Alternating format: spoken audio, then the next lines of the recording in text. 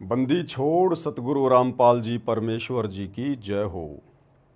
सत्साई भाई और बहनों, बहुत बड़ी दया पूज्य गुरुदेव भगवान की, सतगुरु रामपाल जी परमात्मा की, जिनके विशेष आशीर्वाद से, शुभ आशीर्वाद से आप और हम सभी सत्सेवक भाई बहन लाइव साध संगति के माध्यम से एक दूसरे के साथ में ज्ञान चर्चा के लिए, परमेश्वर की महिमा के लिए रूबरू हैं। भाई और बहनों, इस वक्त कलयुग की बिचली पीढ़ी का ये बिल्कुल प्राइम टाइम है। काल और दयाल यानी 21 ब्रह्मांड का स्वामी ज्योति निरंजन, दुर्गा का पति, ब्रह्मा विष्णु महेश का पिता, और दूसरी तरफ सतगुरु कबीर परमात्मा जो वर्तमान में धरती पर सतगुरु रामपाल जी के रूप में प्रकट हैं। इन दोनों के मध्य सूक्ष्म रूप से भयंकर लड़ाई जारी है। काल पूरी कोशिश कर रहा है अपने एजेंटों के माध्यम से भक्ति मार्ग को ढीला करवाने के लिए, आत्माओं के मन में शंका और संदेह पैदा करवाने के लिए, गुरुदेव भगवान और उनकी सत भक्ति से दूर करने के लिए, उन तमाम भक्ति कर्मों से दूर करने के लिए जिन भक्ति कर्मों के करने से सतगुरु प्रसन्न होता है। और दूसरी तरफ सतगुरु यानी कबीर भगवान भी जी जान लगाकर अपनी आत्माओं तक अपना संदेशा पहुंचा रहे हैं, उनको दृढ़ करने के लिए, उनकी अटल लगन अपने चरणों में लगाने के लिए। तो दोनों ही शक्तियों के मध्य वर्तमान में भयंकर लड़ाई जारी है और ये सूक्ष्म रूप में है, क्योंकि काल सबके सामने प्रकट नहीं होता है, उसको श्राप लगा हुआ है। वो घटिया चाल चलेगा, शाम दाम दंड भेद जैसी घटिया नीति अपनाएगा, मर्यादा तोड़कर भक्ति कर रहे भक्तों के अंदर कुप्रेरणा करेगा या उनके अंदर स्वयं प्रेत की तरह प्रवेश करके अपना कार्य सिद्ध करेगा। और परमात्मा सर्वशक्तिमान है, सर्वज्ञ है, अंतर्यामी है। परमेश्वर अपनी आत्माओं में सत प्रेरणा करके अपना संदेशा भिजवाएंगे। तो दोनों ही शक्तियों के मध्य सूक्ष्म रूप से भयंकर युद्ध छिड़ा हुआ है। अब इस भयंकर युद्ध में आप और हमने क्या करना है, क्योंकि युद्ध हो किसके लिए रहा है? धन के लिए नहीं हो रहा, जल के लिए नहीं हो रहा, अनाज के लिए नहीं हो रहा, संपत्ति के लिए नहीं हो रहा। दोनों ही शक्तियों के मध्य जो युद्ध छिड़ा हुआ है, ये हम आत्माओं के लिए हो रहा है। तो वर्तमान में सबसे बड़ी भूमिका आप और हम आत्माओं की है। हम किसके पाले में रहना चाहते हैं, हम किसके पैरों तले रहना चाहते हैं, हम किसके पक्ष में खड़े होकर जय और विजय का, जय और पराजय का जो है ये जो खेल चल रहा है, हम इसका निपटारा करवाने वाले हैं। यदि हम काल के पक्ष में खड़े होकर भक्ति विरुद्ध कर्म करेंगे तो जाहिर सी बात है परमेश्वर की पराजय होगी। और यदि हम परमेश्वर के पाले में, उनके पक्ष में खड़े होकर उनके ज्ञान को आधार बनाकर मर्यादा में रहकर भक्ति करेंगे तो निश्चित तौर पर परमेश्वर की विजय होगी, उनकी जय होगी। हालांकि परमात्मा सक्षम है, सर्वशक्तिमान है, जय और पराजय उनसे बहुत दूर होती हैं। वे चाहें तो एक क्षण में सृष्टि को नष्ट कर दें, एक क्षण में वापस वैसा ही बना दें। लेकिन भाई और बहनों, परमेश्वर ने जब इस काल को, शैतान को 21 ब्रह्मांड की ये सृष्टि रचकर दी, तो परमेश्वर ने उसके साथ कुछ एग्रीमेंट किया था, अनुबंध किया था। उस एग्रीमेंट के तहत परमात्मा यहां पर जोर जबरदस्ती वाला खेल नहीं खेलता है, इसलिए दास ने यहां पर जय और पराजय वाला शब्द यूज किया है। तो भाई और बहनों, वर्तमान में दो पार्टियां धरती पर हैं, एक काल की और एक दयाल की। काल की पार्टी है सतलोक आश्रम मैनेजमेंट हरियाणा, जो काल वाले ही सारे कर्म कर रही है। और दयाल की पार्टी है साध संगति, सत्सेवक भाई बहन, जो अपने गुरुदेव भगवान के ज्ञान को आधार बनाकर, उनको परमात्मा मानकर वर्तमान में अपनी भक्ति क्रियाएं कर रहे हैं। तो किस प्रकार से काल अपना षड्यंत्र खेल रहा है और कैसे सतगुरु यानी दयाल उसके षड्यंत्र को फैल करवाते जा रहे हैं, आज हम इसी टॉपिक पर चर्चा करेंगे। उससे पहले हम पूज्य गुरुदेव भगवान का जयकारा लगाते हैं, मालिक को याद करते हैं उनका स्मरण करते हैं, क्योंकि उनके आशीर्वाद के बिना इस जिव्या से एक शब्द निकालना भी नामुमकिन है। परमपिता परमात्मा सारी सृष्टि के रचनहार कुल मालिक कबीर परमेश्वर सतगुरु रामपाल जी भगवान की सदा ही जय हो। परमपिता परमेश्वर सारी सृष्टि के रचनहार बंदी छोड़ सतगुरु रामपाल जी भगवान की जय हो। बंदी छोड़ सतगुरु रामपाल जी परमेश्वर जी की जय हो। परमपिता परमेश्वर सारी सृष्टि के रचनहार कुल मालिक कबीर परमेश्वर असंख्य ब्रह्मांडों के रचयिता। अब देखो भाई और बहनों, जो शब्द मैं रोजाना बोलता हूँ अब वो शब्द मेरी जुबान पे नहीं आ रहे। गुरुदेव भगवान का जो जयकारा मैं रोज लगाता हूँ, निर्विघ्न रूप से लगाता हूँ, अब वो जयकारा मुझे नहीं आ रहा।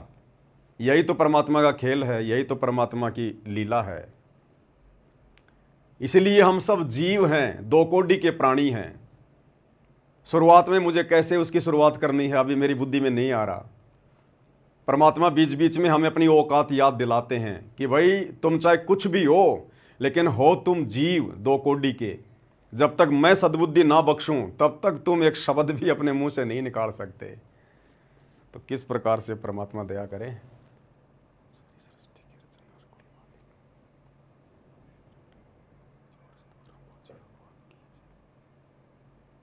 रियल में भाई और बहनों, गुरुदेव भगवान के चरणों की सौगंध खाकर दास कह रहा, कोई मजाक नहीं कर रहा। जो परमात्मा का जयकारा मैं आंख बंद करके बोल देता हूं अब मेरी जुबान पे नहीं आ रहा, क्योंकि हम जीव हैं, हमारी कोई औकात नहीं है। हमारा रिमोट हमारे गुरुदेव भगवान के हाथ में है।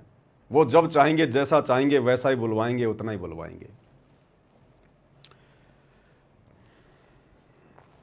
एक बार दास को देखना पड़ेगा किस प्रकार से बोलते हैं। आज दोपहर में लाइव आए थे, उस वीडियो से थोड़ा सा आइडिया लगेगा एक बार। बंदी छोड़ सतगुरु रामपाल जी परमेश्वर जी की जय हो।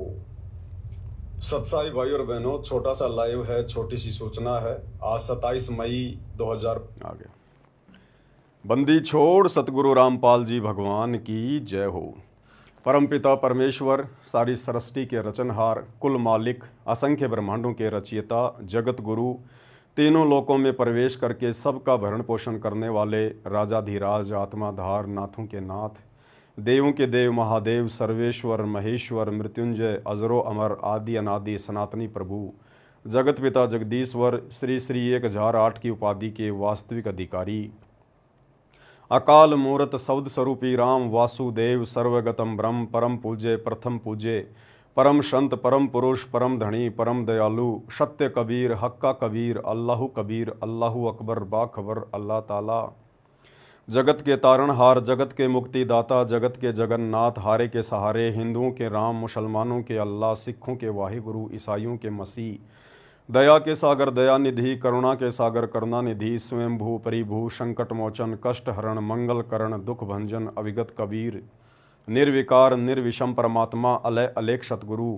आदि अनादि सतगुरु असली मर्यादा पुरुषोत्तम असली राम असली कृष्ण असली घनश्याम असली मुरारी राजाओं के राजा महाराजाओं के महाराजा शहनशाहों के शहनशाह सम्राटों के सम्राट भगवानों के भगवान अल्लाहों के अल्लाह प्रभुओं के प्रभु मसीहाओं के मसीह सच्चे वाहिगुरु बाबाओं के बाबा पीरों के पीर सेठों के सेठ जगत सेठ सावड़सा सेठ सर्वगुण संपन्न अनंत कोटि कलाओं के स्वामी अनंत कोटि ब्रह्मांडों के नायक योगियों में महायोगी ध्यानियों में महाध्यानी सिद्धों में परम सिद्ध ज्ञानियों में तत्व ज्ञानी ब्रह्म ज्ञानी महाज्ञानी परम ज्ञानी सर्वश्रेष्ठ ज्ञानी विज्ञानी युवा कबीर समरथ कबीर असमवात अमित ओजा सच्चे रहनुमा करीम अल्लाह सुभान अल्लाह दुनिया के अंतिम पैगंबर 8 सितंबर 1951 से गांव धनाना जिला सोनीपत हरियाणा भारतवर्ष की पावन भूमि पे प्रकट रियल कल की भगवान श्री नारायण साकार हरि श्री बाबा साहेब नूर अनंत परमात्मा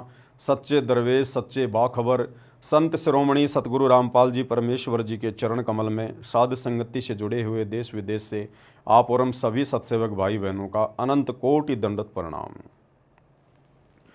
सत्साई भाई और बहनों, गुरुदेव भगवान के आशीर्वाद से वर्तमान में साध संगति में जो सेवा चल रही है, पांति पंच पहोप कर पूजा देव निरंजन और न दूजा, घर घर में परमेश्वर की आत्माओं के यहाँ पर गुरुदेव भगवान की आरती उतारने के लिए 5 दीपक वाली थाली भेजने की सेवा अनवरत जारी है। और परमेश्वर की आत्माएं अपने परमेश्वर को पहचान कर, गुरु को परमात्मा के रूप में मानकर उमड़ उमड़ कर थालियां मंगवा रही हैं। और जो आत्मिक आनंद आत्माओं को परमेश्वर की आरती के साथ आरती करने में आ रहा है, उसका वर्णन नहीं किया जा सकता। क्योंकि असंख्य युगों के बाद, अनंत युगों के बाद आप और हमारा बिल्ली के भाग का छीका टूटा है। आज हमें गुरु रूप में परमात्मा समझ में आया है, तो अब भला आत्मा कैसे पीछे रह सकती हैं भक्ति का अमृत पान करने से? अब आत्माएं कैसे पीछे रह सकती हैं अपने गुरुदेव भगवान को प्रसन्न करने से? जी जान लगा देंगे, आवश्यकता पड़ी तो खून का कतरा कतरा बहा देंगे, अपने परमेश्वर के चरणों में उनकी सेवा में कुर्बान कर देंगे। उदाहरण दिए हैं गुरुदेव ने आज से पहले कि ये परमात्मा ऐसे नहीं मिलता, इतनी आसानी से नहीं मिलता। मंसूर जैसों ने खून का कतरा कतरा, शरीर का अंग अंग कटवाया इस परमात्मा की प्राप्ति के लिए। मीराबाई ने 600 साल पहले लड़की होकर समाज से वो संघर्ष किया जो संघर्ष शायद वर्तमान की कलयुग की बिचली पीढ़ी की 21वीं सदी की पढ़ी लिखी माता बहनें भी नहीं कर सकती। धना भगत, नरसी भगत, इन्होंने ऐसी ऐसी कुर्बानियां दी जो कुर्बानियां वर्तमान के लोग शायद ही दे पाए। तो भाई और बहनों, यदि वही परमात्मा आज हमें फिर से मिल जाए, आप और हमारे घर घर में पहुंच जाए, हमें अपनी शरण में ले ले और हमें वो ज्ञान करवा दे जिस ज्ञान को प्राप्त करने के लिए, जिस ज्ञान की तरफ में ये आत्मा युगों युगों से भटक रही है, तो भला पीछे कौन रहेगा, पीछे कौन हटेगा? कोई मंदबुद्धि, कोई मूर्ख होगा। तो सत्सेवक भाई बहनों के ये सारी बातें समझ में आ चुकी हैं, भगवान समझ में आ चुका है, तो भाई हम आत्माएं अब पीछे हटने वाले नहीं हैं, पीठ दिखाने वाले नहीं हैं। हम हर वो भक्ति कर्म करेंगे जो जायज़ है, मर्यादाओं में है, और जो भक्ति कर्म गुरु को प्रसन्न करेगा, हमें उनकी मेहर और आशीर्वाद के लायक बनाएगा। तो अब हम पीछे कदम हटाने वाले नहीं हैं। और सत्सेवक भाई बहनों ने ये साबित कर दिया है कि अब हम किसी भी प्रकार से बिल्कुल पीछे हटने वाले नहीं हैं। काल चाहे संगत में कुसंगत पैदा करके हमारे ही भगत भाई बहनों के माध्यम से हमारे अंदर कितना ही दोष, संदेह या संशय पैदा करने का कुप्रयास क्यों ना करें, हम आत्माएं अब पीछे कदम हटाने वाली नहीं है। भाई और बहनों, काल अपनी कोशिश अनवरत करेगा और सतगुरु ने भी हमें भक्ति का पाठ बखूबी पढ़ाया है। गुरुदेव भगवान ने अपने सत्संगों में कहा है, गीता अध्याय 2 श्लोक नंबर 53 का जिक्र किया है कि अर्जुन, जब तक तेरी बुद्धि तरह तरह के वचनों को सुनकर भ्रमित होती रहेगी, जब तक तेरी बुद्धि स्थिर नहीं होगी, तब तक तो तू योग को भी प्राप्त नहीं होगा। तू एक अच्छा योगी भी नहीं समझा जा सकता, तू एक भगत भी नहीं कहलाया जा सकता, जब तक तरह तरह के वचनों को सुनकर तेरी बुद्धि भ्रमित रहेगी। तो गुरुदेव भगवान ने सबसे पहले उसी भ्रमणा का निवारण किया, अपना अनमोल तत्व ज्ञान दिया। परमेश्वर ने कूट कूट कर अपने सत्संगों के माध्यम से तत्व ज्ञान की खीर खिलाई परमात्मा ने अपने बच्चों को। और आज गीता अध्याय 2 श्लोक नंबर 53 के आधार से अगर इस पृथ्वी पर कोई आत्मा है, कोई सूरवीर आत्माएं हैं, परमेश्वर की विशेष आत्माएं हैं, परमात्मा चाहने वाली आत्मा हैं, मोक्ष की अधिकारी आत्मा हैं, तो साध संगति से जुड़े हुए सत्सेवक भाई बहन हैं, जिनकी बुद्धि परमेश्वर को लेकर, परमात्मा को लेकर, कबीर साहिब कौन हैं, इस बात को लेकर स्थिर हो चुकी है। अब यदि ये काल स्वयं पृथ्वी पर उतर कर आ जाए तो भी सत्सेवक भाई बहनों को भ्रमित करने में नाकामयाब ही रहेगा। और यही चाहते हैं परमात्मा, इतनी ही दृढ़ता चाहते हैं, इतना अंधविश्वास अपने गुरु पर ज्ञान को आधार बनाकर जिसको हो जाएगा, उस आत्मा के मोक्ष में फिर इस कलयुग की पिछली पीढ़ी में कोई संशय नहीं होता।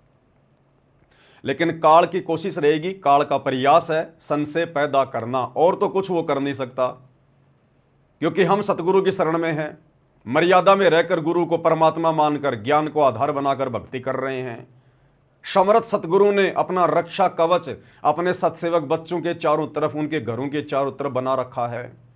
तो काल का वैसे तो कहीं कोई दाव लग नहीं रहा। उसका एक ही दाव है कि संगत माही कुसंगत उपजै, जैसे बन में बांस आपे घिस घिस आग लगा ले, करे बन खंड का विनाश। क्योंकि जगत वाले तो जानते ही नहीं साध संगति क्या है, संत रामपाल जी कौन है, उनका मिशन क्या है। तो काल किन के माध्यम से भ्रमित करवाने का प्रयास करेगा? हमारे ही भगत भाई बहनों के माध्यम से, जो साध संगति से बागी हो चुके हैं अपनी नालायकी के कारण, अपने कमजोर संस्कारों के कारण, या कुछ एक आत्माएं जो सतलोक आश्रमों से जुड़ी हुई है, जो अपनी मंदबुद्धिता के कारण, अज्ञानता के कारण साध संगति का विरोध कर रहे हैं, अपने ही भगवान के वचनों का विरोध कर रहे हैं, सत्संगों का विरोध कर रहे हैं, यथार्थ 13वें कबीर पंथ का साध संगति का विरोध कर रहे हैं। और लगातार ये कुप्रयास काल करता आ रहा है। और हर बार परमात्मा ऐसी चोट मरवाते हैं साध संगति के माध्यम से कि महीने डेढ़ महीने तक तो काल बिल्कुल बेहोश हो जाता, बेहोश। जब उसे होश आता है तो डर के मारे फिर से नया षड्यंत्र खड़ा करता है।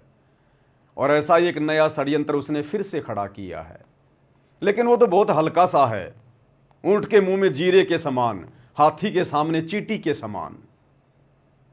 कुछ एक भगत भाई बहन जो पहले साध संगति में थे, बीच में मर्यादाओं में रहे नहीं, साध संगति से बागी हो गए, ना घर के ना घाट के, वो इस प्रकार की छोटी मोटी भ्रमणाएं संगत में पैदा करते रहते हैं। उनमें एक प्राणी का नाम है दर्शन दास जी, मध्य प्रदेश के। बेचारे बहुत ज्यादा प्रयास कर रहे हैं अपने परमपिता परमेश्वर काल भगवान को प्रसन्न करने का, लेकिन क्या करें, हर बार मुंह की खानी पड़ रही है। हर बार परमात्मा वीडियो बनवाकर ज्ञान आधार से उनके हर एक प्रश्न का प्रमाणित उत्तर दिलवा देते हैं।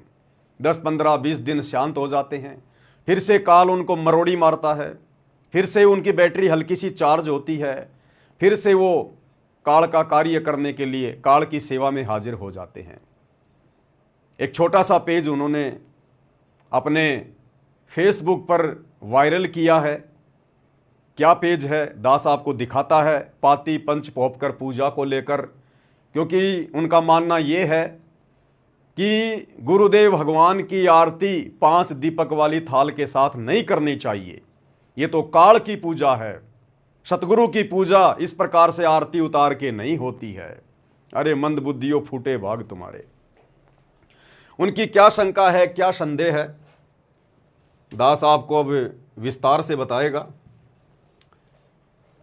ये पेज है भाई और बहनों यथार्थ भक्ति बोध का। यथार्थ भक्ति बोध वो पवित्र ग्रंथ है जिसमें पूज्य गुरुदेव भगवान ने अपने कर कमल से तीनों समय की आरतियों का सरलार्थ किया है, जिसके ऊपर मैं पवन दास वीडियो बना चुका हूं, तीनों समय की आरतियों के सरलार्थ के ऊपर। अब परमेश्वर तो परमेश्वर है भाई, सतगुरु शंख कला दर्शावे। परमेश्वर तो जब चाहे जैसे चाहे कोई भी तरीका अपना के, उनके पास तो अनंत रास्ते हैं, अपने बच्चों की परीक्षा ले ही लेते हैं। तो परमेश्वर ने यथार्थ भक्ति बोध का ये जो सरलार्थ है इसको अपने कर कमल से किया। और कुछ दिनों बाद में परमेश्वर ने जब दोबारा से यथार्थ भक्ति बोध वाली पुस्तकें छपवानी थी, तो गुरुदेव भगवान ने एक जगह पर संध्या आरती का सरलार्थ करते समय शुरुआत में लिख दिया कि बच्चों मेरे से एक छोटी सी भूल हो गई, संध्या आरती का सरलार्थ करते समय मेरे से गलती हो गई। कौन कह रहे हैं? गुरुदेव भगवान कह रहे हैं। किन वाणियों का सरलार्थ करते समय गलती हो गई? पाती पंच पोहप कर पूजा, देव निरंजन और न दूजा। इसी पर गलती होनी थी क्या? इसी बात को लेकर तो संगत में बवंडर मचा हुआ है। या यही वो वाणी थी जिसके ऊपर परमात्मा ने गलती करनी थी? परमात्मा गलती करते हैं या नहीं करते हैं, या परमात्मा के द्वारा जानबूझ के गलती करना उनकी लीला का, उनके मिशन का एक हिस्सा होता है? आज हम इसी टॉपिक पर चर्चा करेंगे। लेकिन जो विरोधी हैं, साध संगत के विरोधी हैं, जो काल प्रेरित हैं, मर्यादाओं में नहीं हैं, गुरु को मानुष मानते हैं, उन आत्माओं को एक मौका मिल गया इस पेज को लेकर अपना मुंह खोलने का। और क्या कुछ उन्होंने कहा इस पेज को वायरल करके। कि भाई ये पवन दास जिस प्रकार से सात संगति में वीडियो बना बना के सत्सेवक भाई बहनों से गुरुदेव भगवान को परमात्मा मनवाकर 5 दीपक वाली थाल के साथ उनकी आरती उतरवा रहा है, गुरुदेव ने तो मना कर दिया कि भाई ये तो विष्णु जी की आरती होती है इस प्रकार से 5 दीपक वाली थाल के साथ में, सतगुरु की नहीं होती। और देखो अब तो गुरुदेव ने बिल्कुल क्लियर कर दिया, स्पष्ट कर दिया कि बच्चों मेरे से तो गलती हो गई, मेरे से तो भूल हो गई उन वाणियों का अनुवाद करने में, मैं भूल सुधार करके फिर से लिख रहा हूं कि पाती का अर्थ बाती नहीं होता, पतियां होता है, पतियां। और इसी बात को लेकर साध संगति से विमुख भाई बहन जोर शोर से नगाड़े बजा रहे हैं कि पाती का मतलब पतियां होती हैं, पतियां बतियां नहीं होती। तो एक बार भाई बहनों आपको दिखा देते हैं कहां परमेश्वर से गलती हुई है, कहां परमात्मा से भूल हुई है। ये संध्या आरती का सरलार्थ पेज नंबर है ये 165, यथार्थ भक्ति बोध। और वाणी है पहली आरती हरि दरबारे, तेज पुंज जहां प्राण उधारे, पाती पंच पोहप कर पूजा और देव निरंजन और न दूजा। ये है पाती पंच पोहप कर पूजा और देव निरंजन और न दूजा। बहुत गहरा रहस्य है भाई और बहनों। इस वाणी के माध्यम से परमात्मा ने परमात्मा चाहने वाली आत्माओं की परीक्षा लेनी थी, और सत्सेवक भाई बहन तो निसंदेह परीक्षा में पास होते जा रहे हैं, मन में कोई शंका नहीं, कोई संदेह नहीं। और जो विरोधी हैं उनको काल प्रेरणा से मौका मिल रहा है अपने कर्म फोड़ने का। तो आगे चलकर गुरुदेव भगवान ने इन वाणियों का क्या सरलार्थ किया है ये देखिएगा भाई और बहनों। यहां पर गुरुदेव ने क्या लिखा है। कुछ सरलार्थ करता आरती नंबर 1 की वाणी नंबर 2 का सरलार्थ इस प्रकार से करते हैं। आरती नंबर 1 की वाणी नंबर 2 कौन सी है भाई और बहनों? यही ये आरती नंबर 1 की वाणी नंबर 2, पाती पंच पोहप कर पूजा देव निरंजन और न दूजा। तो गुरुदेव ने भूल सुधार करते हुए इन लोगों के अनुसार क्या कहा है। कुछ सरलार्थ करता आरती नंबर 1 की वाणी नंबर 2 का सरलार्थ इस प्रकार से करते हैं जो गलत है। आरती करते समय आम तौर पर 5 ज्योति जलाते हैं। कहा है कि यह आरती 5 पातियों, कोष्टक में क्या लिखा है, बतियों से, पुष्प आदि से परमेश्वर की पूजा करें। तो गुरुदेव ने भूल सुधार करते हुए इन लोगों के अनुसार इस यथार्थ भक्ति बोध के सरलार्थ में जो बाद में छपवाई गई उसमें स्पष्ट कर दिया है कि ये मेरे वचन नहीं है। पातियों का अर्थ कोष्टक में जो बत्तियां लिखा है ना, ये मेरे से गलती हो गई थी, मैंने गलती से पाती के आगे कोष्टक में बत्ती लिख दिया, ये मैंने नहीं लिखना चाहिए था। बच्चों में भूल सुधार करके आगे लिख रहा हूं। देव निरंजन अर्थात माया रहित परमात्मा एक ही है, कोई अन्य नहीं है। अब आगे देखिए, इस आरती नंबर 1 की वाणी नंबर 2 का यथार्थ सरलार्थ इस प्रकार है। अब गुरुदेव कह रहे हैं मैं आपको इसका यथार्थ सरलार्थ बता रहा हूं।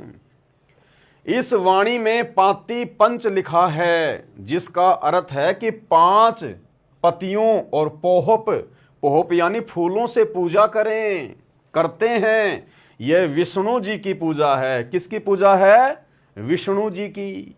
अब यह नहीं लिखा कि यह काल के पुत्र विष्णु जी की पूजा है या दुर्गा के पुत्र विष्णु जी की पूजा है या किसी त्रिलोकीय विष्णु की पूजा है, यह नहीं लिखा गुरु जी ने। भाई विष्णु नाम तो हमारे परमात्मा का है, कबीर देव का है। अग्ने तनुरसी विष्णवे तवा सोमस्य तनुरसी, कबीर अंगारी असी बम भारी असी सवर ज्योति रित धामासी। और जो तीनों लोकों में प्रवेश करके सबका धारण पोषण करता है असल में वो है विष्णु। ये विष्णु नाम कबीर परमात्मा सतगुरु रामपाल जी की उपमात्मक पदवी का नाम है। और इस काल ने आप और हमें भ्रमित करने के लिए अपने पुत्रों का नाम रख दिया विष्णु, ताकि इन्हीं को परमात्मा मान के दुनिया पूजती रहे। तो यहां गुरुदेव ने कहा कि ये विष्णु की पूजा है, ये नहीं कहा कि ये काल के पुत्र विष्णु की पूजा है, या दुर्गा के पुत्र विष्णु की पूजा है, या शंकर जी के बड़े भाई विष्णु की पूजा है, या त्रिलोकीय विष्णु की पूजा है। ये भी एक संकेत है। विष्णु तो हमारे गुरुदेव भगवान है, कबीर परमात्मा है। खैर आगे बढ़ते हैं। इस वाणी में पाती पंच लिखा है, जिसका अर्थ है कि 5 पत्तियों और पोहप यानी फूलों से पूजा करें यानी करते हैं। यह विष्णु जी की पूजा है। किसकी पूजा है? विष्णु जी की पूजा है। 5 पत्तियों तुलसी की भी चढ़ाते हैं और बेल की पत्तियां भी देव पूजा में चढ़ाते हैं। कबीर जी कहते हैं कि जो विष्णु जी की पूजा करते हैं वे गलती पर हैं। सत्य पुरुष के अतिरिक्त कोई निरंजन यानी माया रहित देव यानी भगवान नहीं है, यानी सत्य पुरुष के अलावा कोई पूज्य देव नहीं है। ध्यान रखना भाई और बहनों, यह भी तो हमारे गुरुदेव भगवान ने लिखा है ना कि सत्य पुरुष के अलावा और कोई पूज्य देव नहीं है, यानी पूजा किसकी करनी चाहिए? सत्य पुरुष की। यह पॉइंट आगे काम आएगा इसी वीडियो में जब हम ज्ञान गंगा का एक पेज देखेंगे। क्या कह रहे हैं गुरुदेव कि सत्य पुरुष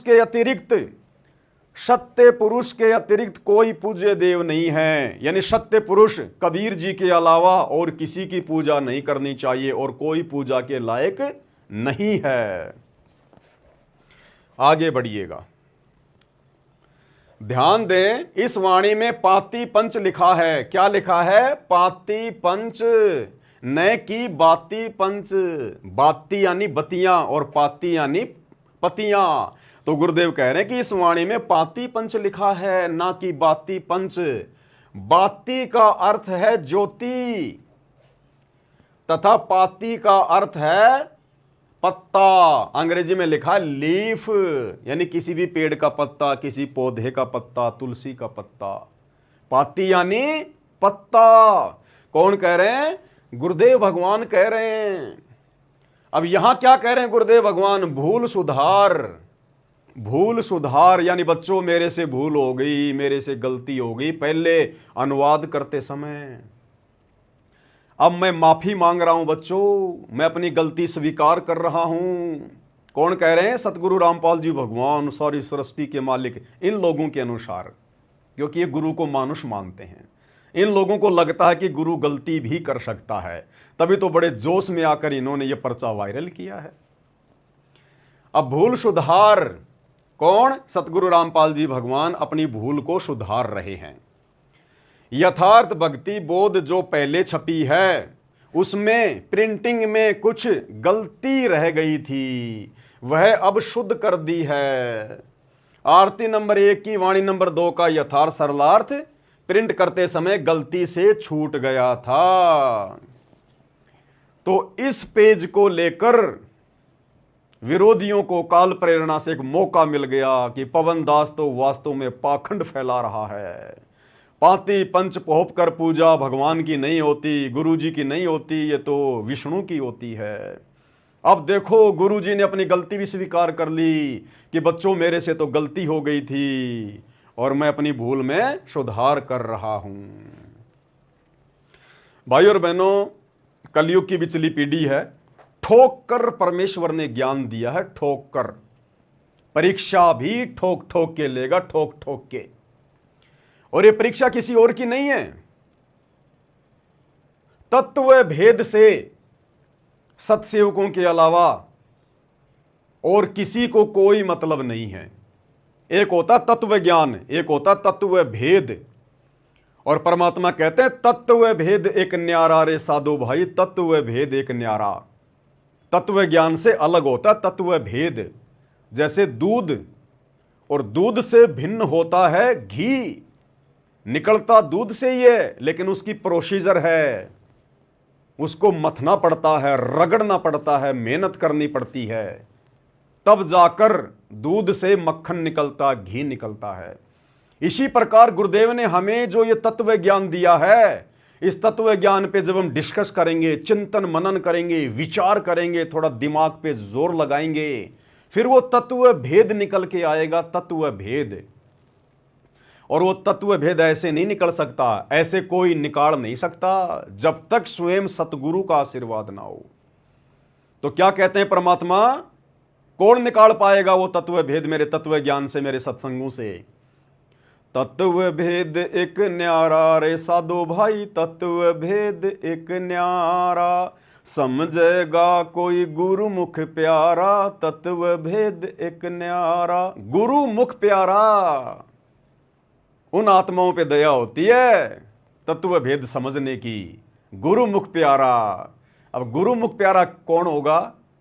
जो अपने गुरु जी के साथ साथ अपने दरबार में दाढ़ी मूंछ वाले नकली कबीर की फोटो को भी पूजेगा, दंडोत करेगा, उसके आगे जोत जलाएगा, उसका कबीर प्रकट दिवस मनाएगा जून के महीने में, गले में लॉकेट में दाढ़ी मूंछ वाली कबीर जी के नकली फोटो टांग के रखेगा। वो गुरुमुख प्यारा नहीं होता, वो पतिव्रता आत्मा नहीं होती, वो सतगुरु की प्यारी आत्मा नहीं होती, जो दो नाव की सवारी कर रही है, जो दो दो भगवान मान रही है। गुरुमुख प्यारी आत्मा होती है अपने गुरु को परमात्मा मान के मर्यादा में रह के भक्ति करने वाली आत्मा। तो यह तत्व भेद समझने की दया वर्तमान में केवल सत्सेवक भाई बहनों के ऊपर हुई है। तो परमेश्वर परीक्षा भी ठोक बजा के लेगा, और यह परीक्षा केवल वर्तमान में सत्सेवकों की थोड़ी बहुत बाकी है, बाकी तो सबकी हो चुकी है। शतलोक आश्रमों से जुड़ी हुई 90% संगत तो परीक्षा देने के लायक है ही नहीं। परमात्मा लेंगे क्या उनकी परीक्षा? जब से गुरुदेव भगवान हिसार जेल में गए हैं अपने मिशन के लिए, उसके बाद से इन लोगों ने तो इतनी गलतियां कर दी, इतनी गलतियां कर दी कि परमात्मा कहते हैं कि भाई दिल का मर्मी कोई न मिला, जो मिलिया सो गर्जी। दिल का मर्मी कोई ना मिलिया, जो मिलिया सो गर्जी। और कहे कबीर ये अंबर फट गया, कैसे सीमेगा दर्जी। अगर छोटा मोटा अगर कोई कपड़ा कहीं से फट जाए तो दर्जी उसको सी देता है, अगर अंबर फट जाए तो दर्जी बेचारा क्या करे। तो परमेश्वर कहते हैं मन का महरमी कोई ना मिलिया, जो मिलिया सो गर्जी। और कहे कबीर ये अंबर फट गया, कैसे सीवेगा दर्जी। तो सतगुरुदेव भगवान इनकी कैसे परीक्षा लें? ये तो परीक्षा देने के योग्य नहीं है। कोई भी मर्यादा इन्होंने अपने गुरुदेव भगवान की सुरक्षित छोड़ी नहीं है। 2019 में गंदी राजनीति कांग्रेस का समर्थन करके, 2024 वर्तमान में गंदी राजनीति बीजेपी का समर्थन करके, जाटों की धर्मशाला में भक्तों का ज्योति पाठ और दान का पैसा लगा के खाली मान बढ़ाई के लिए, धनाना गांव में स्टेडियम बनवा के, जाटों के आरक्षण में भगत भाई बहनों को बैठा के, आनंदपाल जैसे गुंडों की, गैंगस्टरों की सीबीआई जांच का समर्थन करवा के 5-5 लाख रुपया उनको चंदे में देकर, अयोध्या में काल के पुत्र विष्णु के अवतार श्री रामचंद्र जी के निमित्त होकर भंडारा लगाना, काल पुजारियों के लिए काल उपासना को बढ़ावा देना, और भी ना जाने भाई और बहनों कितने कर्म जीव में छाले पड़ जाते हैं बोलते बोलते। तो इन्होंने तो अंबर को फाड़ दिया। अंबर को अगर कोई एक आध मर्यादा तोड़ी होती तो सतगुरु विचार भी करता। इन्होंने तो मर्यादाओं की धज्जियां उड़ा दी, धज्जियां रौंद के रख दिया। तो ये शतलोक आश्रमों से जुड़े हुए भाई बहन तो परीक्षा देने के लायक है नहीं, योग्य है नहीं। तो ये वर्तमान में परीक्षा चल रही है सत्सेवक भाई बहनों की। तो ये काल मन में संदेह पैदा करने का प्रयास करेगा सत्सेवकों के। उससे पहले परमात्मा ने ठोक बजा के ज्ञान दिया है 30 साल तक, तो परीक्षा भी ठोक ठोक के लेगा। अब घर घर में थालियां जा रही हैं सत्सेवक भाई बहनों के, घर घर में गुरुदेव भगवान की आरती उतारी जा रही है, उनके शीश के ऊपर श्रद्धा भाव से जो है उच्चवर किया जा रहा है। आनंद मगन होके भगत भाई बहन आरतियां कर रहे हैं। अब ऐसे में परमात्मा हल्की हल्की चोट मारेगा कि कहीं इनमें से कुछ लोग देखा देखी में तो आरती नहीं उतार रहे मेरी, ये देखा देखी में तो पार्सल नहीं मंगवा रहे, कोरियर नहीं मंगवा रहे, देखा देखी में तो साथ संगति से नहीं जुड़े हुए हैं। क्योंकि देखा देखी वालों का साथ संगति में कोई लेन देन नहीं है, कोई जगह नहीं है। उस गंदगी को परमात्मा नहीं रखेगा। किसी न किसी बहाने, किसी न किसी परीक्षा के माध्यम से उसको परमात्मा साइड में करेगा। इसलिए यह पर्चा वायरल हुआ है। काल तो अपनी कोशिश करता है और सतगुरु काल की कोशिश में ही वो अपने भक्तों की परीक्षा ले लेता है। तो ये पर्चा वायरल हुआ तो परमात्मा ने ये देखना था कि अब कितनी आत्माओं के मन में संदेह उत्पन्न होता है पाती पंच पोप कर पूजा को लेकर। किन किन आत्माओं के मन में यह आएगा कि लो भाई ये तो वास्तव में गुरुजी से गलती हो गई थी। अरे गुरुजी खुद ही स्वीकार कर रहे हैं, गुरुजी खुद ही भूल सुधार कर रहे हैं कि बच्चों मेरे से गलती हो गई। तो जो कमजोर आत्माएं होंगी उनके मन में तुरंत संदेह उत्पन्न हो जाएगा कि वास्तव में कहीं हम इस पवनदास के कहने से तो ये गुरुजी की आरती नहीं उतार रहे, गुरुजी ने तो खुद ही भूल सुधार कर ली कि बच्चों मेरे से गलती हो गई। जिस किसी आत्मा के अगर ये भी मन में आ गया साध संगति से जुड़कर, मैं बाकी लोगों की बात नहीं कर रहा, बाकी लोग तो भगत कहलाने के भी लायक नहीं हैं जो सतलोक आश्रमों से जुड़े हैं। यहां बात चल रही है परमात्मा की चुनिंदा आत्माओं की, विशेष आत्माओं की, हंस आत्माओं की, जिनकी ट्रेनिंग चल रही है साध संगति में। क्योंकि यहां हमारी रिहर्सल होगी कि गुरु के ऊपर हमें कितना विश्वास है, हम कितने ज्ञान आधारी हैं, हमारे अंदर कितनी दृढ़ता है। यहां हमारी रिहर्सल चल रही है उस त्रिकुटी वाली ओरिजिनल परीक्षा के लिए। तो जो कचरा होगा उसको परमात्मा यही फेल कर देगा। तो अपने गुरुदेव भगवान को लेकर जो उन्होंने लिखा है कि बच्चों मेरे से भूल हो गई, उन्होंने भूल सुधार करके लिखा है। अगर किसी आत्मा के मन में जरा भी 1% भी अगर यह संदेह पैदा हो गया, अगर उसके मन में आ गई कि भाई वास्तव में गुरुजी से तो भूल हो गई थी और गुरुजी ने तो दोबारा से ठीक करके लिखा, वो आत्मा उसी समय फैल, उसी समय वो आत्मा भक्ति पद और मर्यादाओं से नीचे, उस आत्मा का मोक्ष नामुमकिन, उस आत्मा का मोक्ष नामुमकिन। जिसके अंदर, जिसके हृदय में अगर इतना सा भी भाव आ गया इस पेज को पढ़कर कि वास्तव में गुरुजी से तो गलती हो गई थी और गुरुजी ने तो दोबारा से भूल सुधार करके लिखा है, अगर किसी ने इतना सा भी मान लिया कि गुरुजी से गलती हुई है, वो आत्मा भक्ति मार्ग से कोसों दूर। ये सूक्ष्म खेल है भाई और बहनों।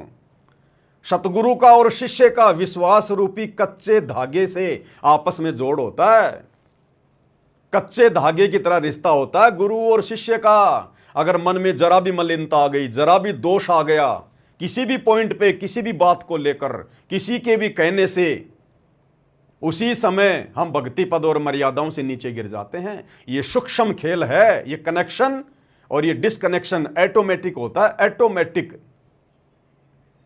तो ये हमारी परीक्षा के लिए कि भक्तों के मन में क्या संदेह उत्पन्न होता है, ये हम सत्सेवक भाई बहनों की परीक्षा के लिए परमेश्वर ने अपनी लीला के तहत जानबूझकर गलती करने की लीला की। गलती शब्द परमात्मा के नजदीक भी नहीं होता है। अरे वो भगवान जिसने 6 दिन में सृष्टि रची, 7वें दिन तख्त पे जा बैठा। जब भगवान सृष्टि रच रहा था तो बाइबल में लिखा कि पहले दिन भगवान ने ये बनाया, वो बनाया, सांझ हुई, परमेश्वर ने देखा बहुत अच्छा, बहुत अच्छा। ये नहीं कहा कि मेरे से गलती हो गई। दूसरा दिन हुआ, परमेश्वर ने ये बनाया, वो बनाया, फिर कहा, सबको देखा और कहा बहुत अच्छा, बहुत अच्छा। दूसरे दिन ये नहीं कहा कि मेरे से गलती हो गई। इस प्रकार 6 दिन में परमात्मा ने सृष्टि रची इस काल की 21 ब्रह्मांड वाली, और 7वें दिन वापस सतलोक में अपने तख्त पे जा विराजा। कोई गलती नहीं हुई परमात्मा से। गलती शब्द परमेश्वर की डिक्शनरी में भी नहीं होता। लेकिन आप और हमारी परीक्षा के लिए परमात्मा कुछ भी गलती करने की लीला कर सकते हैं, कुछ भी। जिस प्रकार परमेश्वर के विधान में नहीं है कि अपने गुरु जी के सिर पे जूते मारो। गुरु कभी नहीं कहेगा कि गुरु के सिर पे जूते मारने चाहिए। लेकिन अपने भक्तों की परीक्षा लेने के लिए परमात्मा ने एक समय, हमें गुरुदेव सत्संग में भी तो बार बार बताते हैं ना कि एक संत था। वो संत कौन था? यही सतगुरु रामपाल जी भगवान, यही कबीर भगवान। अनंत बार परमात्मा ना जाने कैसी कैसी लीला करते हैं। तो कभी किसी युग में यही कबीर परमात्मा सतगुरु रामपाल जी अपने भक्तों की परीक्षा ले रहे थे। खूब ज्ञान दिया उनको काफी वर्षों तक। और एक दिन वहां गए उन सबके सामने और बताया कि भाई गुरु जी की तरफ उंगली भी नहीं करनी चाहिए। अगर उंगली भी कर दी उस पाप आत्मा का सारा भक्ति नष्ट हो जाता है। और गुरु की आज्ञा में चलना चाहिए। भाई जो गुरु वचन पे डट गए कट गए फंद 84 के, गुरु की अवज्ञा नहीं करनी चाहिए। गुरु अगर कहे कि बच्चों अपना शीश काट के दे दो तो काट के गुरु के चरणों में चढ़ा देना चाहिए, वही आत्मा मोक्ष प्राप्त करती है। हाँ जी गुरु जी, बहुत अच्छी बात गुरु जी, बिल्कुल ऐसा ही गुरु जी। तुरंत बाद परमात्मा ने जो संत रूप में थे अपने उन शिष्यों को आदेश दिया कि अब मेरा आदेश है। पहले तो आदेश के बारे में बता दिया कि गुरु का आदेश मानना चाहिए, जो गुरु की आज्ञा नहीं मानता वो नरक में जाता है। फिर तुरंत परमेश्वर ने कहा कि अब मेरी आज्ञा है, अपने अपने पैर का जूता निकालो और मेरे सर में 5-5 मारो, अपने भक्तों की परीक्षा लेने के लिए। जबकि उनके विधान में, संविधान में कहीं नहीं है कि एक शिष्य ने अपने गुरु जी के सर में जूते मारने की सोचनी भी चाहिए। मारना तो बहुत दूर की बात है, लेकिन परीक्षा लेने के लिए परमात्मा ने बोल दिया, लिख दिया या बोल दिया, बात एक ही है। इसी प्रकार ये आप और हम भगत भाई बहनों की परीक्षा के लिए कि ये खाली देखा देखी में पांति पंच पोप कर पूजा, सुबह और शाम की आरती में 5 दीपक के साथ मेरी आरती उतार रहे हैं, या कुछ ज्ञान आधार से मन में इनके श्रद्धा भी है, दृढ़ता भी है या नहीं है, या खाली देखा देखी में ही।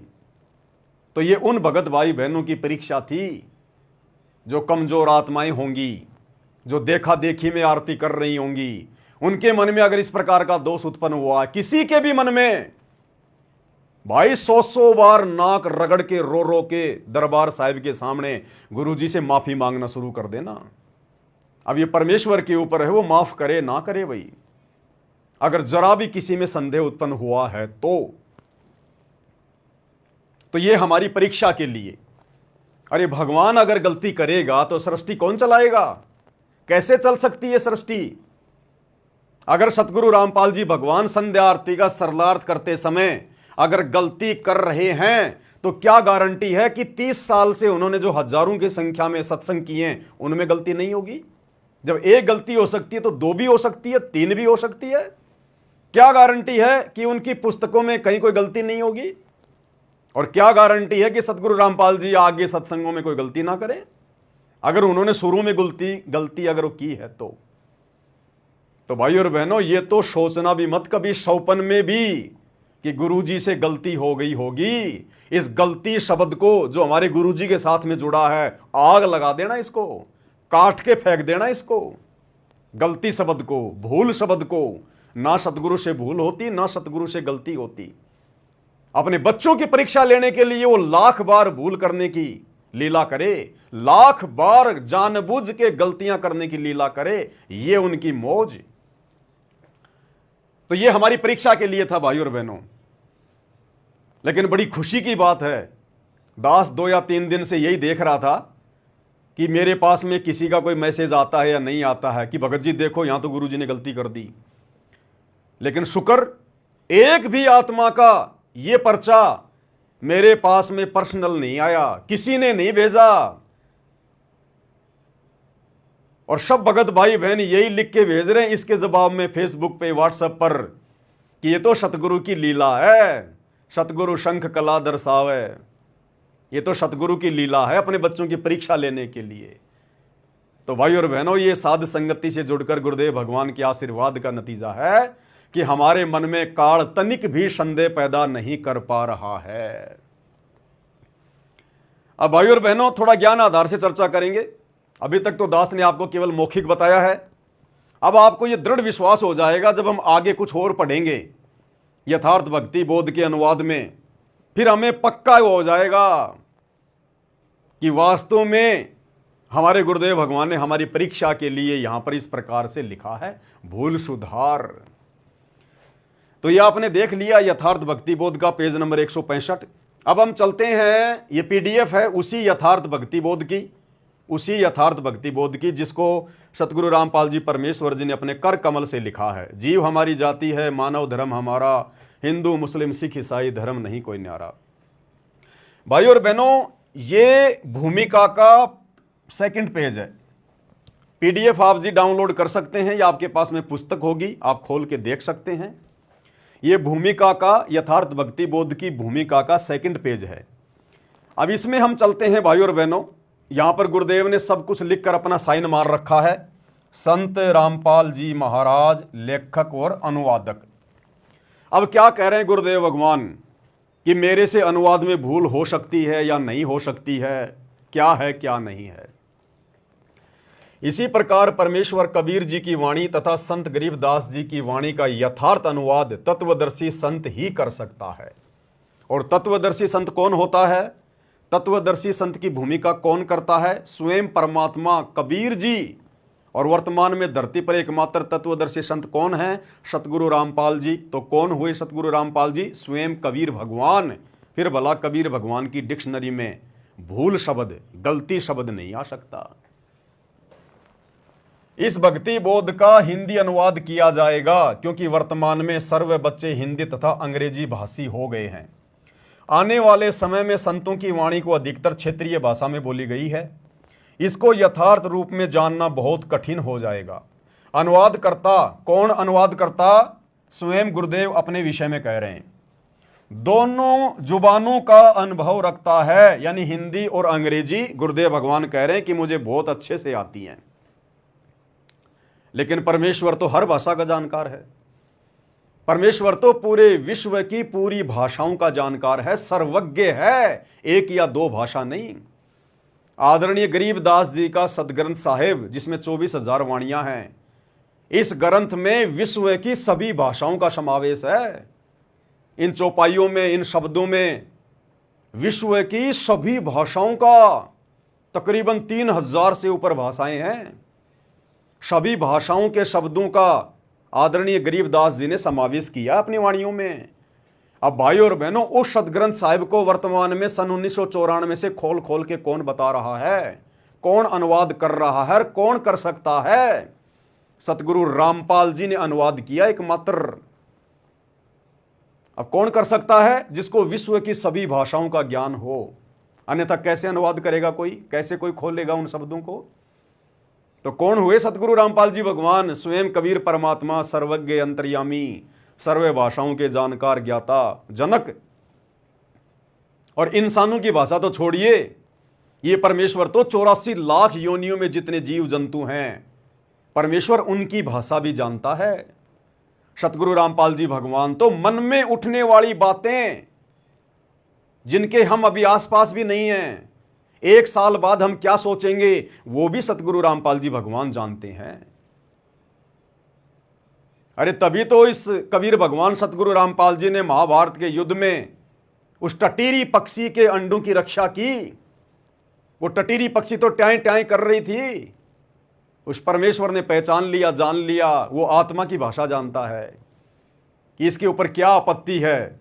परमेश्वर ने इंद्र के हाथी का 88,000 मण का घंटा तोड़कर और टटीरी के अंडों के ऊपर डाल दिया। ये वो परमात्मा है धरती पर, इनकी डिक्शनरी में भूल शब्द नहीं है। तो क्या कह रहे हैं गुरुदेव कि अनुवाद करता दोनों जुबानों का अनुभव रखता है। वर्तमान में विश्व में एकमात्र तत्वदर्शी संत हैं। गुरुदेव अपने लिए कह रहे हैं कि ये दास वर्तमान में पूरे विश्व में एकमात्र तत्वदर्शी संत है। अब तत्वदर्शी संत केवल कबीर भगवान ही होता है, दूसरा कोई नहीं होता। अनुवादकर्ता यानी गुरुदेव भगवान, अनुवादकर्ता का जन्म एक आम संत की भूमिका करते हुए परमात्मा स्वयं के साथ में जन्म शब्द को जोड़ रहे हैं। अन्यथा इस परमेश्वर के आसपास भी जन्म शब्द नहीं होता। इस परमेश्वर ने तो सबको जन्म दिया है। हम सभी आत्माओं का जनक है परमात्मा कबीर जी, सतगुरु रामपाल जी। ये रियल में सतगुरु हैं। और सतगुरु की क्या परिभाषा है? ना सतगुरु जननी जने और जाके माना बाप, पिंड ब्रह्मंड से रहित है ना वहां तीनों ताप। कि सतगुरु कभी जननी से जन्म नहीं लेता, मां से जन्म नहीं लेता। तो हम अपने गुरुदेव को सतगुरु कहते हैं ना, बंदी छोड़ सतगुरु रामपाल जी भगवान। अगर हम सतगुरु कह रहे हैं तो फिर हमने सतगुरु की परिभाषा का भी ज्ञान होना चाहिए कि सतगुरु कभी जननी से जन्म नहीं लेता। लेकिन यहां परमेश्वर एक आम संत की भूमिका करते हुए इस काल के लोक में अपने एग्रीमेंट, अपने विधान अनुसार काल से छुप छुपा के आंख मिचोली का खेल खेलते हुए आप और हम आत्माओं तक ये तत्व ज्ञान पहुंचाने के लिए एक आम व्यक्ति की, एक आम संत की भूमिका कर रहे हैं। उस आधार से परमात्मा ने स्वयं के लिए जन्म शब्द का प्रयोग किया है, अन्यथा ये तो स्वयंभू परमात्मा है। दुनिया की ऐसी कौन सी जननी है जो सतगुरु को अपने पेट में रख ले? जिस सतगुरु के गर्भ में पूरी सृष्टि समाई हुई है, जिस सतगुरु ने सबको जन्म दिया, दुनिया में ऐसी कोई स्त्री, कोई मां नहीं है जो सतगुरु को 9 महीने अपने गर्भ में रख ले, जो सतगुरु को जन्म दे। और जो जन्म लेकर आता है फिर वो सतगुरु नहीं होता, वो जीव है, जीव। क्योंकि जन्म जीव का होता है, पीव का नहीं होता, परमात्मा का नहीं होता, सतगुरु का नहीं होता, तत्वदर्शी संत का कभी जन्म नहीं होता। लीला वो जो मर्जी करे, हमारी चरम दृष्टि को धोखा देते हुए। अनुवादकर्ता दोनों जुबानों का अनुभव रखता है, वर्तमान में विश्व में एकमात्र तत्वदर्शी संत है। अनुवादकर्ता का जन्म दिनांक 8 सितंबर 1951 में हुआ था। इस कारण से आज सन 2013 में अनुवाद करने जा रहा हूं। यानी बरवाला कांड से 1 साल पहले गुरुदेव ने आश्रम में अपने कर कमल से तीनों समय की आरतियों का अनुवाद किया था, जो बाद में उनके जेल जाने के बाद में ये प्रिंट करवाया गया। तो सर्व क्षेत्रीय भाषा के शब्द जो अमृतवाणी में हैं, उनके अर्थ अच्छी तरह जानता हूं। अब क्या कह रहे हैं गुरुदेव भगवान, यह सबसे महत्वपूर्ण पॉइंट है। फिर भी अनुवाद में कोई त्रुटि रह जाए तो क्षमा चाहूंगा। अब भगवान हमसे क्षमा चाहेंगे क्या? हम जैसे 2 कोड़ी के तुच्छ प्राणियों से भगवान क्षमा चाहेगा क्या? क्या हम भगवान को क्षमा करने वाले हैं क्या? क्या भगवान गलती करेगा क्या? लेकिन एक आम व्यक्ति, आम संत की भूमिका करते हुए परमेश्वर ने इस प्रकार के शब्दों का प्रयोग किया है। क्या? कि फिर भी अनुवाद में कोई त्रुटि रह जाए तो क्षमा चाहूंगा। लेकिन आगे क्या लिख रहे हैं गुरुदेव? वैसे त्रुटि की तो गुंजाइश ही नहीं है। कि बच्चों, वैसे तो त्रुटि की कोई गुंजाइश है ही नहीं। अगर सतगुरु भी त्रुटि करेगा तो सृष्टि कौन चलाएगा? कौन काल के लोक से हमें पार करेगा? तो लास्ट में गुरुदेव करेंगे, बच्चों वैसे तो त्रुटि की कोई गुंजाइश है ही नहीं। जब सतगुरु ने कह दिया कि त्रुटि की कोई गुंजाइश है ही नहीं, तो भगत ने शौपन में सोचना ही नहीं चाहिए कि मेरे गुरुदेव कोई गलती कर सकते हैं। और यदि फिर भी यथार्थ भक्ति बोध के सरलार्थ में पाती पंच पोहप कर पूजा में गुरुदेव नीचे लिख रहे हैं भूल सुधार, तो ये परमेश्वर जानबूझकर आप और हमारी परीक्षा लेने के लिए इस प्रकार की लीला कर रहे हैं। देखो, सतगुरु यहां कोई जीवन जीने नहीं आता इस गंदे लोक में, इस काल के लोक में। ये तो इतना गंदा लोक है सतलोक की तुलना में। ये पृथ्वी तो छोड़िए, गुरुदेव ने बताया कि सतलोक जाने के बाद में इस काल के जो स्वर्ग और महास्वर्ग हैं, वो ऐसा लगता है जैसे गंदी जगह, बिल्कुल कूड़ा करकट। ये पृथ्वी तो बहुत दूर की बात है, इसकी तो कोई गिनती नहीं, इतनी गंदी है। क्या वो सतलोक का शहंशाह, सतलोक का राजा कबीर भगवान सतगुरु रामपाल जी इस पृथ्वी लोक पर जीवन जीने आएगा? अरे जीवन वो जीता है जिसका जन्म होता है। सतगुरु तो लीला करने आता है। तो परमेश्वर का जो सांसारिक जो दृष्टि से जो ये जीवन लीला है वर्तमान में जो ये चल रही है 8 सितंबर 1951 से, इसको हम एक जीवन नहीं कह सकते। जीवन के साथ में लीला शब्द प्रयोग करना पड़ेगा। जीवन लीला, जीवन जीता है एक जीव जो मां के गर्भ से जेर में लिपट के आता है, और जीवन लीला शब्द यूज होता है परमेश्वर के साथ है। फिर भी अनुवाद में कोई त्रुटि रह जाए तो क्षमा चाहूंगा। वैसे त्रुटि की तो गुंजाइश ही नहीं है। अब नहीं है तो नहीं है। फिर नीचे संत रामपाल जी महाराज लेखक और अनुवाद करता क्लियर कर दिया गुरुदेव भगवान ने। ये आप और हम सत्सेवक भाई बहनों के लिए है। हमें परमात्मा ने त्रिकुटी पर रोक के नहीं रखना, हमें परमात्मा ने त्रिकुटी पर नहीं लेकर जाना। हमें परमेश्वर डायरेक्ट बाईपास लेके जाएंगे अपने विमान में बैठाकर। इसलिए परमात्मा यहीं पर ठोक बजाकर हर प्रकार से हमारी परीक्षा लेके हमें मजबूत करना चाहते हैं। त्रिकुटी पर परमात्मा केवल अपने उन्हीं भक्तों को लेकर जाएगा जो यहां पर परमेश्वर की परीक्षा में पास नहीं होंगे, जो गुरु को परमात्मा मान के भक्ति नहीं करेंगे, जो मर्यादाओं में नहीं रहेंगे, क्योंकि उन्होंने फिर किसी न किसी बहाने से उन आत्माओं को त्रिकुटी पर फैल करना है। और जो आत्मा यहीं पर हर प्रकार से उनकी परीक्षा में पास हो रही हैं, गुरु को भगवान मान के भक्ति कर रही हैं, उनको त्रिकुटी पर ले जाने की क्या जरूरत है? सतगुरु ने तो यही चेक कर लिया उनको। जो यहां पर डगमग नहीं हो रहे, जो यहां किसी के डगमग करने से डगमग नहीं हो रहे, जिन्होंने यहीं पर अपने गुरु को परमात्मा के रूप में जान लिया, पहचान लिया, परमेश्वर मान लिया, उनको त्रिकुटी पर ले जाकर क्या करेगा परमात्मा? उन आत्माओं के लिए परमात्मा कहते हैं तुम कर दो पल में पार हो जा रजा थारी। बाईपास निकालेगा परमात्मा। जैसे हर शहर के बाहर एक बाईपास होता है, जो लंबे रूट की बसें होती हैं ना, वो बाईपास निकल जाती हैं, शहर के अंदर धक्के नहीं खाती, ट्रैफिक में नहीं फंसती, वो बाईपास निकल जाती हैं। इसी प्रकार हम इस त्रिकुटी पर धक्के नहीं खाएंगे, हमें परमात्मा यहीं पर ठोक बजाकर इतना तैयार कर देंगे। और वो तो अंतर्यामी है, उनको तो पता है कि कौन त्रिकुटी पर फेल होगा, कौन त्रिकुटी पे पास होगा। तो परमेश्वर यहीं से हमारे को बाईपास और डायरेक्ट सतलोक में बैठा देंगे, पता भी नहीं चलेगा काल को आत्मा गई कौन से रास्ते से। उसके लिए आप और हमारी भाई और बहनों परीक्षा चल रही है कि अगर जरा भी कोई कमजोरी हो तो अभी तो ठीक कर लो, अभी तो मौका है, लेकिन बाद में मौका नहीं मिलेगा। फिर त्रिकुटी पर जाकर अगर तुमने अपने गुरु जी के प्रति मन में कोई शंका पैदा कर ली, कोई संदेह पैदा कर लिया, गुरु के अलावा किसी और में परमात्मा देख लिया, वहां मौका नहीं मिलेगा भूल सुधार का। ये भूल सुधार का मौका केवल यही है पृथ्वी लोक पर। इसलिए परमेश्वर आप और हम सत्सेवक भाई बहनों को दृढ़ कर रहे हैं। तो हो गया क्लियर, जिसमें गुरुदेव ने कह दिया कि वैसे त्रुटि की तो कोई गुंजाइश ही नहीं है। फिर भला वहां परमात्मा कैसे त्रुटि करेंगे, कैसे लिखेंगे भूल सुधार कि मेरे से तो इस वाणी में भूल हो गई। तो ये हमारी परीक्षा थी भाई और बहनों। अब आगे चलिए भाई और बहनों, इसी यथार्थ भक्ति बोध के सरलार्थ का, संध्या आरती के सरलार्थ का पेज नंबर 165, पेज नंबर 165 है। अब जो भाई बहन ये कह रहे हैं कि गुरुजी ने यहां पर भूल सुधार करके लिख दिया, वही पाती का अर्थ बाती नहीं होता, पाती का अर्थ तो पत्तियां होता है, चाहे बेल की पत्ती हो, चाहे तुलसी की पत्ती हो, किसी पेड़ की पत्ती हो। गुरुजी ने भूल सुधार करके लिख दिया कि पाती का अर्थ बाती नहीं होता, पत्तियां होता है। तो उन भगत भाई बहनों से मेरी प्रार्थना है, गुरुजी के पास में एक छोटा सा संदेशा और पहुंचा दो, अपने कोऑर्डिनेटरों के माध्यम से गुरुजी के पास हिसार जेल में प्रार्थना पहुंचा दो जल्दी से जल्दी कि गुरुजी आपने तो एक और गलती कर रखी है, आपने वहां तो भूल सुधार करके लिखा ही नहीं, आपने शुरू में तो लिख दिया भूल सुधार, लेकिन गुरुजी आपने तो संध्या आरती के सरलार्थ करने में एक जगह और गलती कर दी, एक जगह और आपने पाती के आगे कोष्टक में लिख दिया बाती, जबकि गुरुजी आपने तो पाती के आगे जो है पत्तियां लिखनी थी, लेकिन आपने तो गलती से बाती लिख दिया।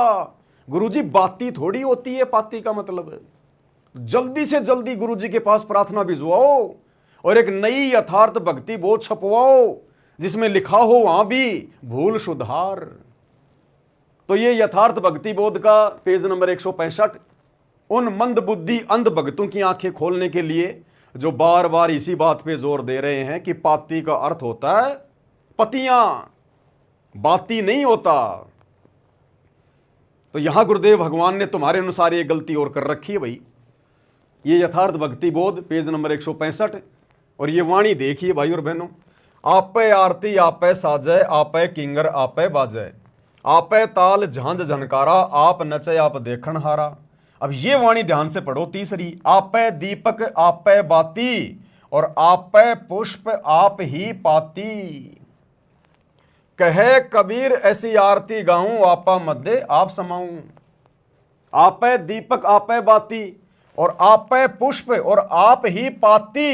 ये पाती शब्द है यहां पर, गुरुदेव ने क्या लिखा है वाणी में, पाती। अब इसका अनुवाद करते समय गुरुदेव ने पाती के आगे कोष्टक में बाती लिखा है, फूल की पत्तियां नहीं लिखा। तो भाई और बहनों जल्दी से गुरुजी के पास में प्रार्थना पहुंचाओ कि गुरुजी आपने तो एक गलती और कर रखी है। पवन दास ने वीडियो बनाते समय हमें दिखा दिया। गुरुजी आप अब की बार फिर से मैनेजमेंट को आदेश दो कि भाई नई भक्ति बोध छपवाओ दोबारा से, और वहां भी लिखो कि मेरे से गलती हो गई, भूल हो गई, क्योंकि तुम्हारे अनुसार तो पाती का अर्थ होता है पत्तियां और गुरुदेव ने यहां पर पाती का अर्थ कर दिया बाती। देखिए कैसे, आरती नंबर 8 का सरलार्थ, ये 8 है, ये 9 है, ये 10 है। अब आगे चलिएगा,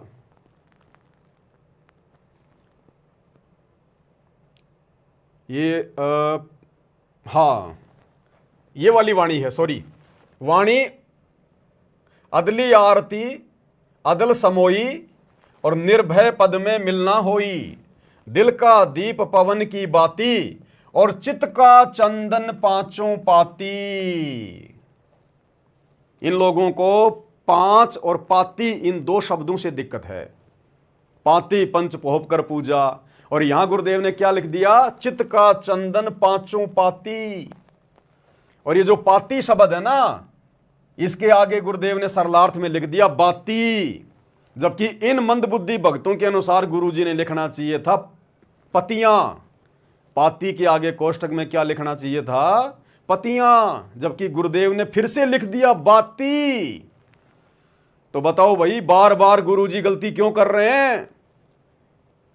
बताओ, पहले गलती कर दी और फिर से गुरुजी ने गलती कर दी, तो बताओ हम कैसे विश्वास करें? तीनों समय की आरती के सरलार्थ के ऊपर और भी गलतियां कर रखी होंगी गुरुजी ने फिर तो प्रार्थना भिजाओ जेल में जल्दी से, देखो कहां कर रखी है।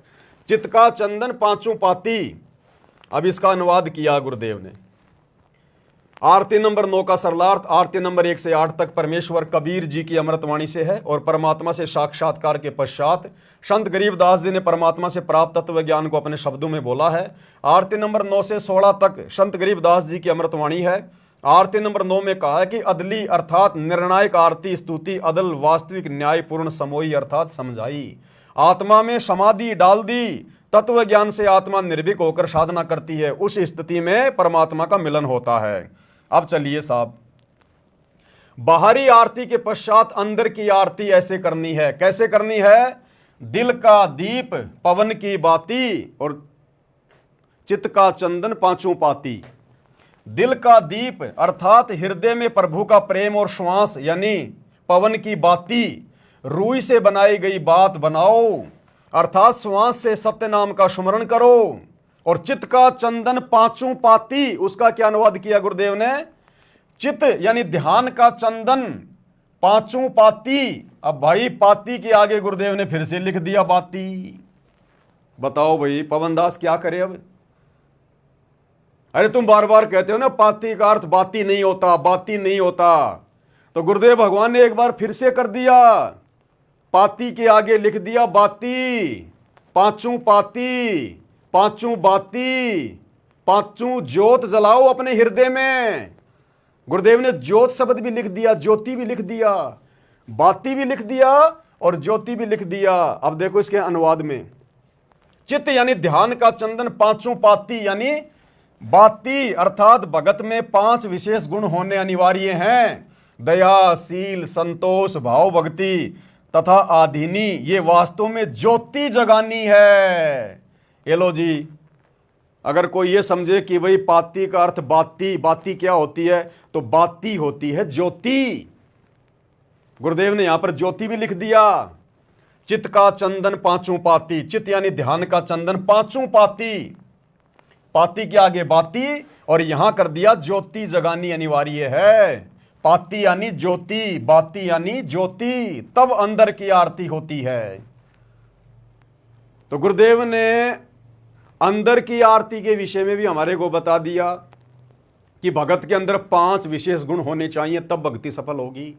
शील, संतोष, दया, अक्षमा, भाव, भक्ति। और बाहर की आरती भी करनी पड़ेगी। जब तक हम शरीर में हैं, इस काल के लोक में हैं, हमने बाहर की जो क्रिया है वो भी करनी पड़ेगी। पाती पंच पोप कर पूजा, देव निरंजन और न दूजा। जिस प्रकार हम घर में एक ज्योत जलाते हैं, एक ज्योत होती है बाहर की, एक ज्योत होती है अपने हृदय में, सतगुरु की तड़प, वो कशक, वो प्रेम अपने हृदय में जगाओ, वो है अंदर की ज्योति। और बाहर गुरुदेव ने आदेश दिया है हवन करने के लिए, तो बाहर की ज्योत भी जलानी पड़ेगी। इसी प्रकार ये 5 ज्योतियां जो हमने हृदय में जगानी है, भाव भक्ति प्रकट करने के लिए, सच्चा भगत बनने के लिए, तो जब तक शरीर में हैं बाहरी क्रिया भी करनी पड़ेगी। 5 दीपक के साथ गुरुदेव भगवान की आरती भी उतारनी पड़ेगी। तो भाई तुम्हारे अनुसार गुरुदेव ने एक जगह गलती नहीं करी, गुरुदेव ने तो फिर दूसरी जगह भी गलती कर दी। पाती का अर्थ यहां पर बाती लिख दिया, ज्योति लिख दिया। अब बताओ तुम कैसे सत्सेवकों को गलत साबित करोगे? कि पाती का अर्थ बाती नहीं होता। भाई और बहनों, ये संत भाषा होती हैं। सतगुरु रामपाल जी भगवान, ये कबीर परमात्मा भाषाओं का जनक है। ये परमात्मा अगर सूरज को कह दे कि बेटा आज के बाद तू गर्मी नहीं देगा, शीतलता देगा, तो सूरज उसी क्षण अपना वो गर्मी देने वाला स्वभाव त्याग कर चंद्रमा की तरह शीतलता प्रदान करेगा सबको जेठ के महीने में। और ये सतगुरु रामपाल जी भगवान, सारी सृष्टि का मालिक, अगर इस चांद को आदेश दे दे कि हे चंद्रमा आज के बाद तू शीतलता नहीं, तू गर्मी प्रदान करेगा, तो ये चंद्रमा उसी क्षण शीतलता वाले स्वभाव को छोड़कर भीषण गर्मी, प्रचंड गर्मी देने लग जाएगा। साध वचन पलटे नहीं, चाहे पलट जाए ब्रह्मांड। तो संत भाषा अलग होती है, और संत की भाषा दुनिया की किसी डिक्शनरी में नहीं मिलती है। जीव कितने शब्दों को संजो सकता है, कितने शब्दों को पुस्तक में लिख सकता है। जिस प्रकार भाई और बहनों परमात्मा एक वाणी बोलते हैं कि भक्ति बीज होए जो हंसा, वाके तारू इकोतर वंसा। कि जो भक्ति बीज होगा, जो दृढ़ भगत होगा, मेरी युगों युगों की आत्मा होगी, अधिकारी अंश होगा, अगर वो दृढ़ होकर इस कलयुग की पिछली पीढ़ी में भक्ति पर लग जाएगा तो उसकी 71 पीढ़ियों को पार करूंगा। अब आप आम व्यक्ति से पूछो भैया 71 का मतलब क्या होता है, वो तो ये समझेगा 71, 71, 71 का मतलब 71, जबकि संत भाषा में गुरुदेव ने बताया 71 का मतलब होता है 108। भक्ति बीज होवे जो हंसा, वाके तारू 71 वंसा, यानी उसकी 108 पीढ़ियों का उद्धार करूंगा। अब दुनिया वालों को कैसे समझाओगे? 71 का मतलब 108 होता है, ना कि 71। वो नहीं मानेंगे तुम्हारी बात है। इसी प्रकार परमात्मा पाती को बाती बना दे, बाती को पाती बना दे। गुरुदेव ने लिख दिया यहां पर पाती के आगे कोष्टक में बाती, तो हो गई बाती, हमारे लिए हो गई बाती। गुरुदेव ने लिख दिया हो गई बाती। सतगुरु ने जो कह दिया फाइनल, साध वचन पलटे नहीं, पलट जाए ब्रह्मांड, फाइनल। इस पूरी संध्या आरती के सरलार्थ में गुरुदेव ने पाती का अर्थ कहीं भी पतिया नहीं बताया, जबकि बार बार गुरुदेव कह रहे हैं कि ये तो जगत वालों का है, उन्होंने लिखा है पातियों के आगे बातियां। तो यहां तो जगत वालों ने नहीं लिखा, ये तो जगत वालों के अनुसार नहीं है, ये तो सतगुरु रामपाल जी भगवान ने लिखा है। पांचों पाती आगे लिख दिया बाती कोष्टक में। अब क्या जवाब दोगे मेरे भाई और बहनों? क्यों अपने कर्म फोड़ने में लगे हुए हो? क्यों गुरु को ना पहचान कर ठोकर खाने की सोच रहे हो? तुम विरोध नहीं कर रहे, तुमसे काल विरोध करवा रहा है। और जब आत्मा काल प्रेरित होती है ना, वो ये सोचती है कि मैं जो कर रहा हूं बहुत अच्छा कर रहा हूं, बिल्कुल परफेक्ट कर रहा हूं, सही कर रहा हूं। काल प्रेरणा ऐसी होती है। जिस प्रकार पागल आदमी अगर गोबर खा रहा है और कोई समझदार आदमी समझाए कि भाई गोबर क्यों खा रहा, खाना खाना, वो नहीं मानेगा उसकी बात है। वो कहेगा ये मेरे हलवे को गोबर बता रहा है। तो इसी प्रकार भाई और बहनों, जब काल प्रेरित कोई आत्मा हो जाती है, उसको अच्छाई में उसको बुराई नजर आती है। अब इसका निर्णय कैसे हो? इसका निर्णय होता है गुरु जी के ज्ञान से, गुरु जी के सत्संग से। उन चीजों को आधार बनाओ कि क्या सही है और क्या गलत है। तो गुरुदेव के ज्ञान आधार से बताओ हम किसकी पूजा करें भाई? अगर 5 दीपक के साथ में आरती उतारना, अगर त्रिलोकी विष्णु की पूजा करना है, तो शतलोक आश्रम बरवाड़ा में पाठ प्रकाश का भोग लगाते समय सतगुरु रामपाल जी भगवान और दूसरे भगत भाई बहन 5 दीपक से किसकी आरती उतारते हैं? विष्णु की उतारते हैं क्या? काल के बेटे की आरती उतारते हैं क्या आश्रम में? वर्तमान में भी इन सतलोक आश्रमों में जो भंडारे होते हैं, तो भंडारे के समय में कभी 7 ज्योतियां जलाते हैं, कभी 5 ज्योतियां जलाते हैं। तो क्या ये लोग काल की पूजा कर रहे हैं क्या इन आश्रमों में? ये कॉमन सेंस की बातें हैं, ये विचार करने की बातें हैं। लेकिन ये विचार भी सतगुरु रामपाल जी भगवान के आशीर्वाद बिना जीव में उत्पन्न नहीं हो सकते। दूसरी बात, जो लोग ये कहते हैं कि ये सत्सेवक तो 5 दीपक वाली थाल के साथ में विष्णु की पूजा कर रहे हैं, काल की पूजा कर रहे हैं, तो भाई ना तो हम कोई पाती तोड़ के ला रहे कहीं से कि पाती पंच पोप कर पूजा, कि ये जो लिखा हुआ है वाणी में कि ये जो विष्णु की पूजा है, ये 5 प्रकार की जो पत्तियां होती हैं बेल की या तुलसी की और फूल आदि से जो पूजा की जाती है, ये तो विष्णु की पूजा है जो इसमें लिखा हुआ है।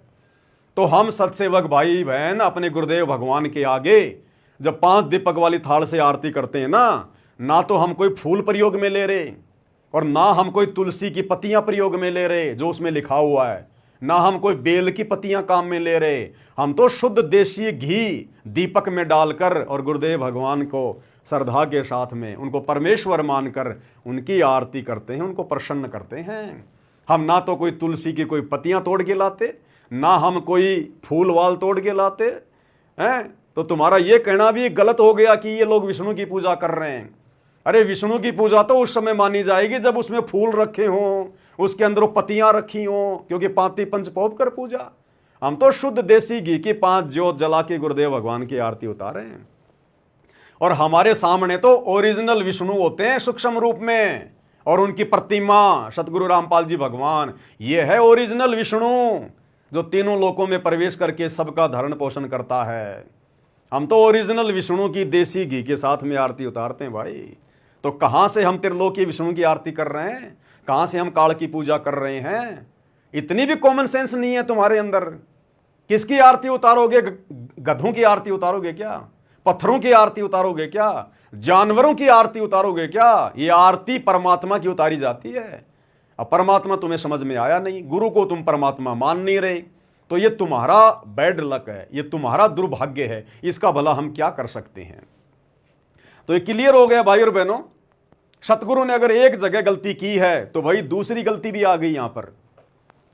तो जो लोग मानते हैं कि सतगुरु गलती करता है तो सतगुरु के पास में हिसार जेल में प्रार्थना भिजवा दो कि गुरुजी आपने तो गलती कर रखी है, पवन दास ने सार्वजनिक कर दी, अब क्या मुंह दिखाएंगे हम उस पवन दास को?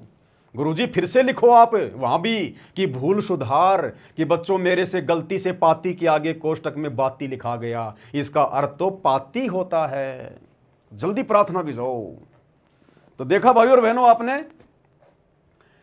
अब थोड़ा सा आगे बढ़ते हैं हम।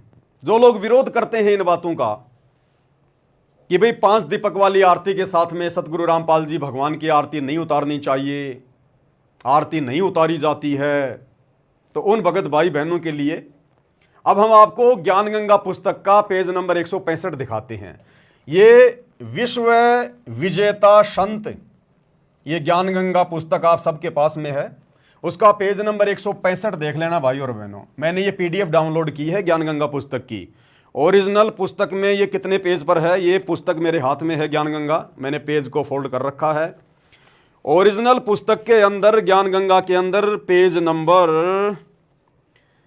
142 पर, ज्ञान गंगा पुस्तक पेज नंबर 142 घर पर है तो खोलकर देख सकते हैं।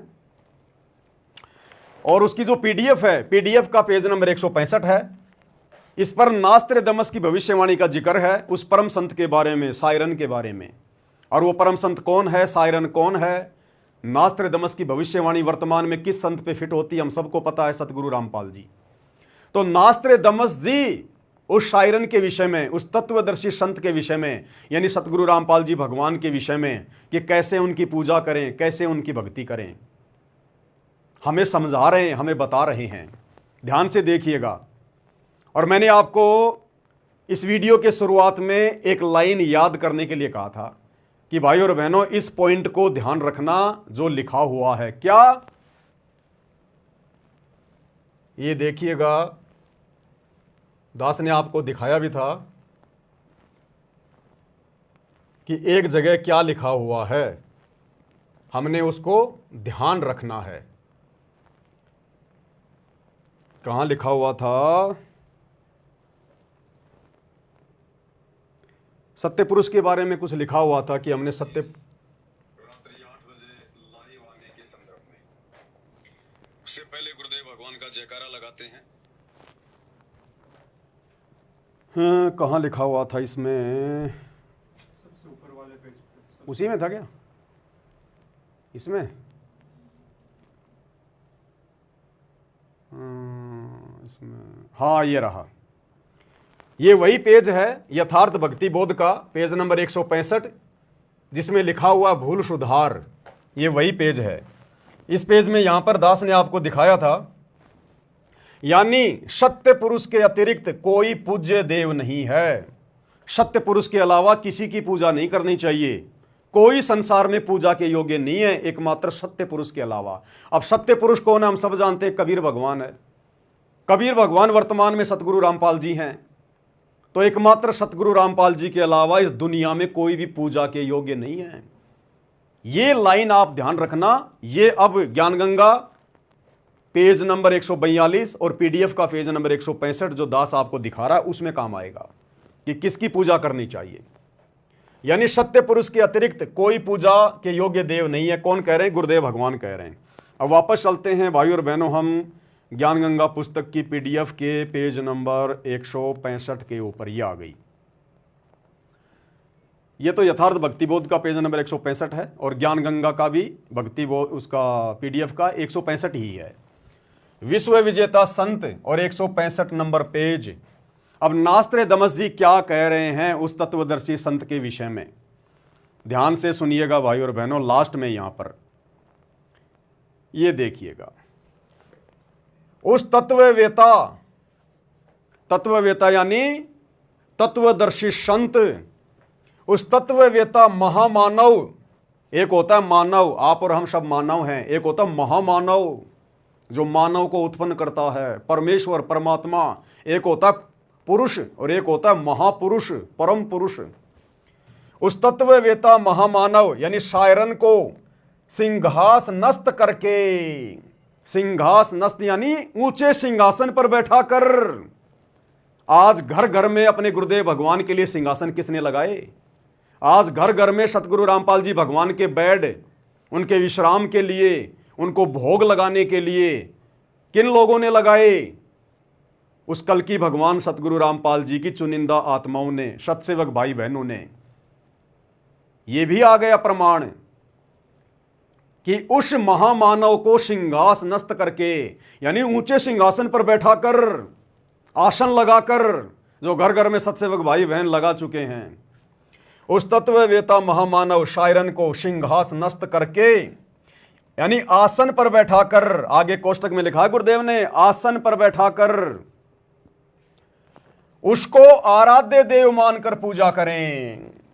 उसको आराध्य यानी इष्ट देव मानकर, उसको इष्ट देव मानकर क्या करें? पूजा करें। किसके विषय में लिखा है? सतगुरु रामपाल जी के विषय में।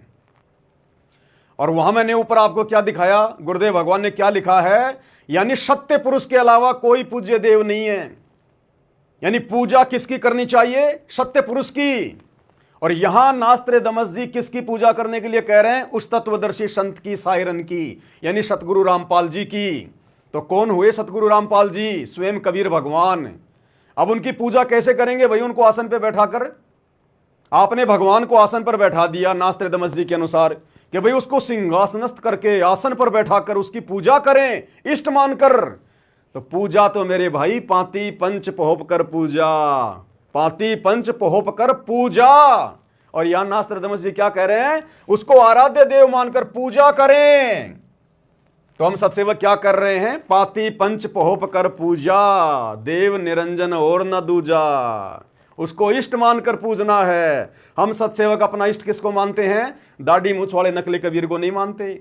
हम अपने गुरुदेव सतगुरु रामपाल जी भगवान को मानते हैं। तभी तो हमने इस नकली कबीर की फोटो को फाड़ फाड़ के फेंक दिया। तो भैया पूजा कैसे करोगे? अगरबत्ती लगाओगे, धूप बत्ती लगाओगे? पूजा का मतलब क्या है? सिंहासन पर बैठाकर पूजा करने का मतलब क्या है? सिंहासन पर बैठाकर पूजा करने का मतलब है आरती उतारना। अपना इष्ट मानकर, आराध्य देव मानकर उसकी पूजा करें। तो पूजा कैसे की जाती है भाई? कभी मंदिरों में जाके देखना, आरती में जब वो लोग पूजा करते हैं, अरे आरती घुमाते कि नहीं घुमाते हैं? लेकिन उनको तो ज्ञान नहीं कि परमात्मा कौन है। वो तो पत्थरों के आगे, मुर्दों के आगे आरतियां घुमा रहे हैं। आप और हमें परमात्मा ने सद्बुद्धि दे दी, तत्व भेद दे दिया, अपनी पहचान करवा दी। हम पीछे क्यों हटे भाई? जब घर में भगवान आके बैठ गया, अपनी शरण में ले लिया, अब कोई मंद बुद्धि महामूर्ख होगा जो अपने गुरुदेव भगवान की आरती उतारने से पीछे हटेगा, उनको इष्ट मानकर, आराध्य देव मानकर। साफ साफ लिखा है उसको आराध्य देव मानकर पूजा करें। और ऊपर गुरुदेव ने लिख दिया यानी सत्य पुरुष ही एकमात्र पूजा के योग्य है। तो बताओ भैया, सत्य पुरुष की पूजा करें या सतगुरु रामपाल जी की करें? दो की पूजा का तो आदेश नहीं है ना। तो वो सत्य पुरुष वर्तमान में धरती पर सतगुरु रामपाल जी ही हैं। इसलिए उनकी पूजा आने वाले समय में पूरा विश्व आसन लगाकर, क्योंकि ये नास्त्र दमस की भविष्यवाणी का समर्थन सतगुरु रामपाल जी ने किया है। गुरुदेव ने अपने कर कमल से ज्ञान गंगा पुस्तक में लिखा है, ये कभी झूठा नहीं हो सकता कि आसन लगाकर, ये देखो उसको सिंहासनस्थ करके, और कोष्टक में गुरुदेव ने लिख दिया आसन पर बैठाकर। अब किसी ने तो गुरुजी को अलमारी में बैठा रखा है, किसी ने रसोई के कोने में बैठा रखा है। भैया यहां पर आराध्य मानकर, इष्ट मानकर, जब आप अपने गुरु को इष्ट मान लोगे ना, फिर दाढ़ी मूछ वाले कबीर के लिए जगह नहीं रहेगी। गरीबदास जी, दादा गुरु जी, पंडित चिदानंद जी, इनकी फोटो आपके घर में नहीं रहेगी। अभी तक आपने उनको इष्ट तो नहीं माना, इसलिए आप उनकी पूजा नहीं कर पा रहे। आपके अंदर वो भाव, वो विचार प्रकट ही नहीं हो पा रहे कि आपका गुरु भगवान है। हम सत्सयोगों पे ये दया हो गई, परमेश्वर के हम सौ बार दंडवत शुक्रगुजार हैं कि हम नीचों पर परमात्मा ने कैसे दया बख्शी। गरीब ऐसा सतगुरु हम मिला, ज्ञान योग दिया खोल, ज्ञान योग खोल दिया गुरुदेव भगवान ने हमारा, रजा बख्शी। खोलना ही था, कलयुग की पिछली पीढ़ी है, किसी ने किसी का तो खोलेंगे परमात्मा, जीव का तो खुल नहीं सकता अपने आप। अगर जीव का अपने आप ही ज्ञान योग खुलना होता, गुरु को परमात्मा के रूप में पहचानना होता, तो लाखों युग बीत गए, अनंत युग बीत गए, आज से पहले पहचान लेते, नहीं पहचान पाया कोई। इसलिए परमात्मा ही रजा बख्शता है जब आत्मा के संस्कार उस लेवल पर पहुंच जाते हैं युगों युगों के बाद कि साधु सेती मस्करी चोरा नाल खुशहाल और मल अखाड़ा जीतेंगे युगन युगन के माल। तब परमेश्वर अपनी उन प्यारी आत्माओं की, गुरुमुखी आत्माओं का ज्ञान योग खोलते हैं, अपनी पहचान करवाते हैं। तब उन आत्माओं को दृढ़ विश्वास होता है कि गुरु ही भगवान है, गुरु ही परमात्मा है। तो यह विधि वर्तमान में केवल साध संगति में शुरू हुई है और आने वाले समय में पूरे विश्व में शुरू होगी, अन्यथा फिर नास्त्र दमस की भविष्यवाणी फैल हो जाएगी। अन्यथा फिर नास्त्र दमस की भविष्यवाणी का क्या मतलब हुआ कि उस तत्ववेता संत को आराध्य मानकर, आराध्य माने इष्ट मानकर, और आसन लगाकर उनकी पूजा करें। तो गुरु को इष्ट किसने माना, भगवान किसने माना, कबीर किसने माना, सत्सेवकों ने। गुरु का आसन घर घर में किसने लगाया, सत्सेवकों ने। और गुरु की पूजा कौन कर रहे हैं, पाती पंच पोप कर पूजा केवल सत्सेवक। इसलिए दास कहता है कि यह साध संगति का जो मिशन है, यह सतगुरु रामपाल जी भगवान का मिशन है। यह किसी पवनदास नाम के 2 कोड़ी के कीड़े के द्वारा चलाया हुआ नहीं है। थोड़ी देर पहले वीडियो की शुरुआत में मैं तो जयकारा भूल गया, मेरी क्या औकात है। 3 दिन पहले हमने क्या सब्जी खाई थी वो पता नहीं। कहते हैं गुरु रजा करे, गुरु मेहर करे तो कागा से हंस हो जाए। गुरु जिस पे भी अपनी दया कर दे, मिट्टी से सोना बना दे। हम जीवों की औकात नहीं है, सत्सेवकों की औकात नहीं है, राजा महाराजा देव महादेव की औकात नहीं है। सतगुरु जिस पर चाहेगा उस पर रजा भरा आशीर्वाद बख्शेगा। तो ये विधि वर्तमान में साध संगति में शुरू है और साध संगति सतलोक के लिए सतगुरु रामपाल जी भगवान का ट्रेनिंग सेंटर है। दास बार बार बोलता आ रहा है।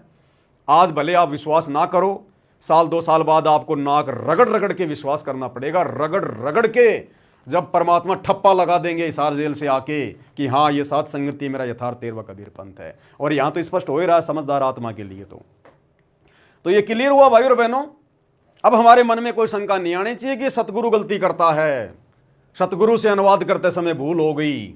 ये मन में भी भाव प्रकट नहीं होने चाहिए, विचार प्रकट नहीं होने चाहिए हमारे। और सतगुरु ऐसी लीला अनेकों बार करता है, चाहे लिख दे चाहे बोल दे, बात एक ही है। अब आपको सतगुरु रामपाल जी भगवान का दास आपको एक छोटा सा शब्द सुनाता है। उस शब्द में देखो किस प्रकार से परमात्मा लीला कर रहे हैं। यह है असली लीलाधर, असली लीलाधर। और किस प्रकार की लीला की है गुरुदेव भगवान ने। एक छोटा सा शब्द सुनाता हूं गुरुदेव भगवान का। शब्द है, तुम मिलकर संगत सारी जय बोलो बंदी छोड़ की। उसमें एक जगह परमात्मा कह रहे हैं कि मेरे भूल लाग गई। परमात्मा जानबूझकर लीला करते हुए शब्द को आधा अधूरा छोड़ रहे हैं और कह रहे हैं भाई मेरे भूल लाग गई, मेरे भूल लाग गई। दास ने 2-3 बार उसको रिपीट किया है आपको सुनाने के लिए। ऐसी लीला करता है परमात्मा। एक बार आपको ये शब्द सुना देता हूं, फिर बाद में इसका विश्लेषण करेंगे। सुनिएगा। सम्मन के घर सतगुरु आए सेऊ बैठ चढ़ाया था। सम्मन के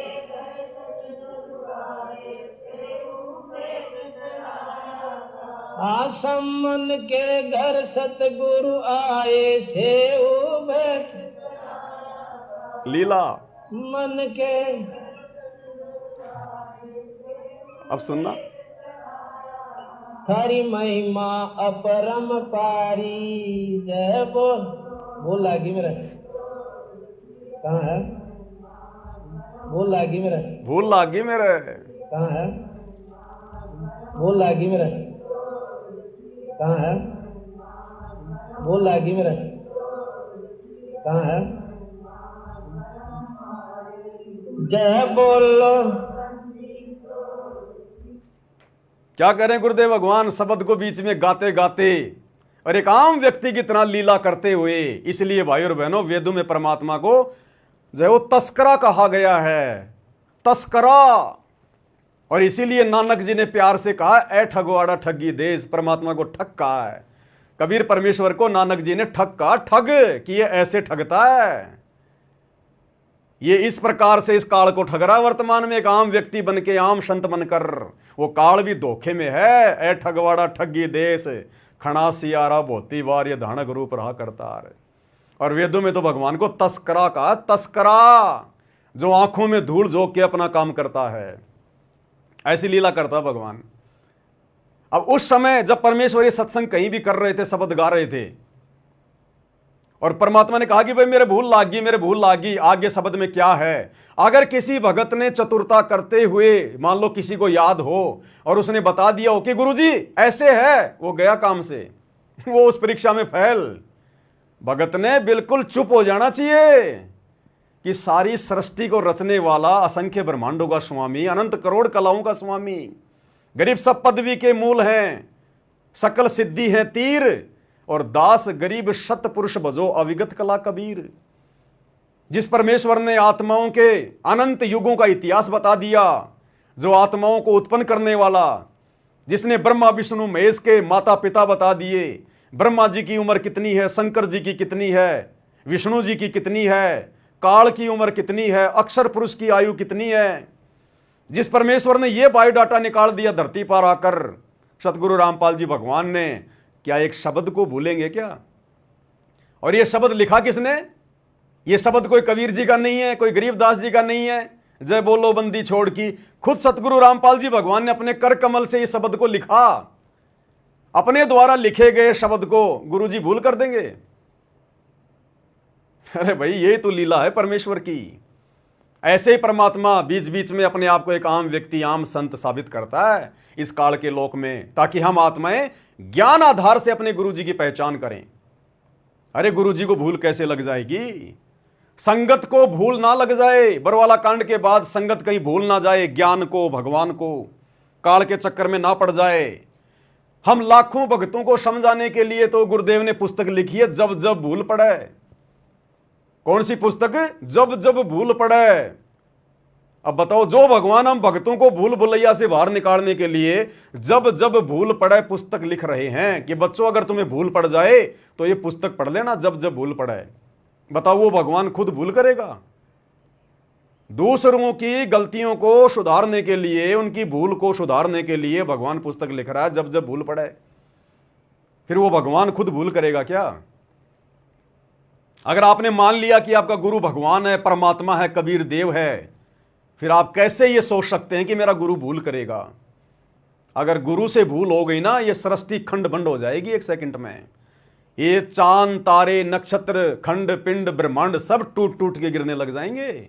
अगर गुरु से गलती हो गई तो, अगर गुरु से जरा भूल हो गई तो। अनंत युगों से जब से सृष्टि रची गई है, परमेश्वर के द्वारा बनाए गए चांद, सूरज, ग्रह, नक्षत्र, उपग्रह अपनी अपनी धुरी में घूम रहे हैं, एक सेकंड का भी विलंब नहीं करते। आज आपको एक गाड़ी का पहिया घुमाने के लिए आपको कितनी मेहनत करनी पड़ती है, बेरिंग लगाना पड़ता है, उसके अंदर वो जो है वो ग्रीस देनी पड़ेगी, जब वो ग्रीस सूख जाए तो दोबारा से उसमें डालनी पड़ेगी, बेरिंग चेंज करना पड़ेगा, उसमें चूं चूं की आवाज आने लग जाएगी जब वो घस जाता है। और ये चांद, सूरज, ये पृथ्वी, ग्रह, उपग्रह, इतने अनंत युगों से घूम रहे हैं, इनकी कोई सर्विस की जरूरत नहीं है, कोई जो है वो गृहस्थ देने की जरूरत नहीं है, ये परमेश्वर की वचन शक्ति से। तो वो परमात्मा भूल करेगा क्या? जिन्होंने सृष्टि को रचने में भूल नहीं करी, वो एक शब्द को गाने में भूल करेगा, एक पुस्तक का छोटा सा अनुवाद करने में कि पाती पंच भोग कर पूजा क्या होती है, उसके अनुवाद करने में भूल करेगा क्या? अगर एक जगह भूल हुई है तो दूसरी जगह भी भूल की गुंजाइश है, फिर तीसरी जगह भी भूल हो सकती है। फिर हम कैसे यकीन करेंगे इन पुस्तकों पर? इनमें तो बहुत सारी भूल हो सकती हैं। कैसे हम गुरुदेव के सत्संगों को निसंशय होकर सुन सकते हैं? उनमें तो फिर बहुत सारी भूल हो सकती हैं। जबकि गुरुदेव कह रहे हैं, बच्चों इस दास के मुख से उच्चारित एक एक शब्द ऐसे मान लेना जैसे कोर्ट में रजिस्ट्री होती है, आंख बंद करके विश्वास कर लेना, ब्लाइंड फेथ। तो ये आप और हम सत्सेवक भाई बहनों की परीक्षा के लिए, और ये देखना चाहते हैं परमात्मा की जो काल प्रेरित आत्मा है, जो निकम्मी आत्माएं हैं, जो काल के पक्ष में खड़े हैं और अपने गुरु भगवान की पूजा के विरोध में आ गए, लाख जन्म भी मोक्ष प्राप्त नहीं कर पाएंगे ऐसी निकम्मी आत्माएं। अरे जो गुरु भगवान की पूजा कर रहा है, उनको इष्ट मान के, भगवान मान के उसका विरोध कर रहे हैं, वो मोक्ष के अधिकारी हैं क्या? लाख जन्म में भी नहीं हो सकते। और ये आत्माएं उस समय क्या करेंगे जब आने वाले समय में पूरा विश्व इसी प्रकार से आरती उतारेगा? फिर ये कौन सा मुंह लेके ये कहां जाएंगे, कहां डूब मरेंगे? फिर भी घुमानी पड़ेगी ना तुम्हारे को आरती। थोड़ा बहुत बुद्धि का इस्तेमाल किया होता, कर्म फोड़ लिए, सूखे कर्म। एक छोटा सा सत्संग और सुनाते हैं गुरुदेव भगवान का। एक सत्संग में परमात्मा ने वीर सिंह बघेल का जिक्र किया कि वीर सिंह बघेल जब सार नाम लेने के लिए सतगुरु के कहे अनुसार और उस विधवा ब्राह्मणी के पास में गया जिसका नाम था चंद्रप्रभा, तो गुरुदेव ने एक सत्संग में जानबूझकर उसका नाम चंद्रप्रभा की जगह शशि प्रभा ले लिया। पहले दिन गुरुदेव ने सत्संग किया और गुरुदेव ने कहा कि वो शशि प्रभा के पास गया। दूसरे दिन के सत्संग में गुरुदेव ने कहा कि बच्चों कल मेरे से त्रुटि हो गई थी, मैंने उस बहन का नाम चंद्रप्रभा की जगह शशि प्रभा ले लिया। फिर गुरुदेव ने जस्ट क्या कहा आगे कि पुण्यात्माओं, एक जन्म में उस आत्मा का नाम चंद्रप्रभा भी था,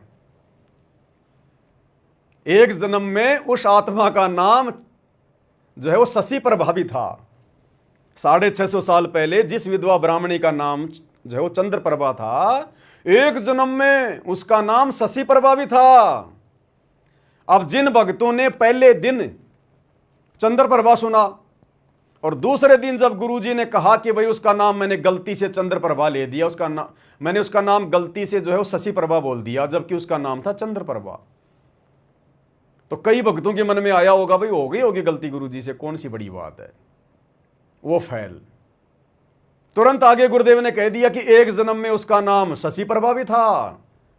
अब क्या मुंह दिखाएंगे वो भगत जो पहले ये सोच गए गुरु को मानुष मानकर कि गुरुजी से गलती हो गई होगी। कोई बात नहीं भाई, जब गुरुजी कह रहे हैं कि मेरे से गलती से उसका नाम चंद्रप्रभा की जगह शशि प्रभा निकल गया, और आगे गुरुदेव ने जब बताया, उससे पहले उन लोगों ने अगर ये सोच लिया कि हो सकता है गुरुजी से गलती हो गई हो, तो बताओ वो तो हो गए फैल परमात्मा की परीक्षा में। ये चेक करता है सतगुरु इस प्रकार से, चेक। अब जो सतगुरु ये कह रहे हैं कि एक जन्म में उसका नाम शशि प्रभा भी था, फिर वो परमात्मा उसका नाम लेने में भूल कैसे कर देगा? जो उसके पिछले जन्म का नाम बता रहा है वो उसका वर्तमान नाम लेने में कैसे गलती कर देगा? ये हम भक्तों की कॉमन सेंस चेक करता है सतगुरु बीच बीच में। सतगुरु शंख कला दर्शावे। क्या कह रहे हैं गुरुदेव भगवान, ध्यान से सुनिएगा। ये ऐसा ही खेल खेलता है परमात्मा। क्या कह रहे हैं? कल के सत्संग में, रात्रि के सत्संग में आप जी ने सुना कि एक बहन जिसका नाम चंद्रप्रभा था, पुण्यात्माओं कल गलती से ये दास चंद्रप्रभा की स्थान पर शशि प्रभा बोल गया। वो चित्त से उतर गई थी उनका नाम, जो है बहन बेटी का। क्या कह रहे हैं गुरुदेव भगवान? वो मेरे चित्त से उतर गई थी, उस बहन बेटी का नाम मेरे चित्त से उतर गया। चित्त यानी मेरे मन से उतर गया, मेरे दिमाग से निकल गया। और जस्ट आगे क्या कह रहे हैं कि एक जन्म में उसका नाम शशि प्रभा भी था। अब बताओ कैसे चित्त से उतर जाएगी भाई? जो परमात्मा उसके पिछले जन्मों का नाम बता रहा है वो वर्तमान जन्म का नाम लेने में गलती करेगा क्या? ये जानबूझ के गलतियां करता है सतगुरु। क्या कह रहे हैं परमात्मा? चंद्र प्रभा के स्थान पर शशि प्रभा बोल गया। दिमाग से उतर गई, उच्चत से उतर गई थी उनका नाम जो है बहन बेटी का, क्योंकि उस आत्मा के कई जन्म हो जाते हैं, हो चुके हैं।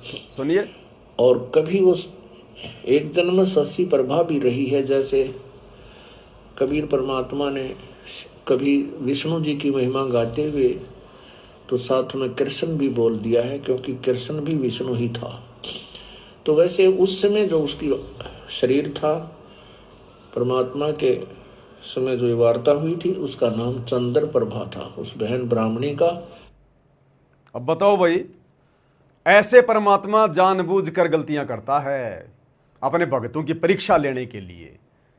अब जो परमेश्वर उस आत्मा के अनंत युगों का बायोडाटा जानता है कि एक जन्म में उस आत्मा का नाम शशि प्रभा भी था, बताओ जो पिछले जन्म का पता नहीं कौन से जन्म की बात होगी, जो सतगुरु ये बता सकता है वो वर्तमान जन्म का नाम भूलेगा क्या उसका?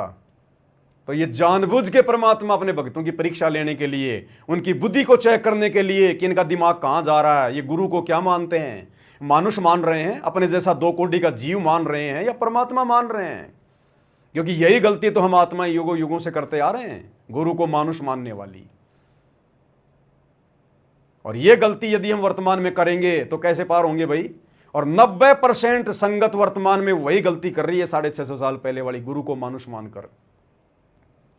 आज 27 मई 2025 है, 9, 10, 11 जून को लाखों की संगत, सतलोक आश्रमों से जुड़ी हुई संगत उस दाढ़ी मूछ वाले नकली कबीर की फोटो को भगवान मान के पूजेगी इन आश्रमों में।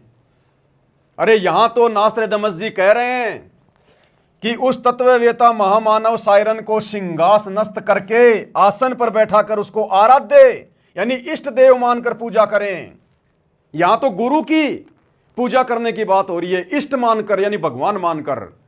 और इन आश्रमों में लाखों की संख्या में ये संगत कोऑर्डिनेटरों के पीछे आंख बंद करके विश्वास करके गुरुजी के तत्व ज्ञान को खूंटी पे टांग के और उस कागज के टुकड़े को आराध्य देव मानकर, यहां तो गुरुजी को आराध्य देव मानने की बात कर रहे हैं नास्त्रदमस, और ये लोग उस कागज के टुकड़े को आराध्य देव मानकर और उसकी पूजा करेंगे। अब देखना, भोग लगाएंगे, 5-5 दीपक जला के उसको लगाएंगे भोग। अपने गुरु को भोग लगाने में इनको शर्म आती है।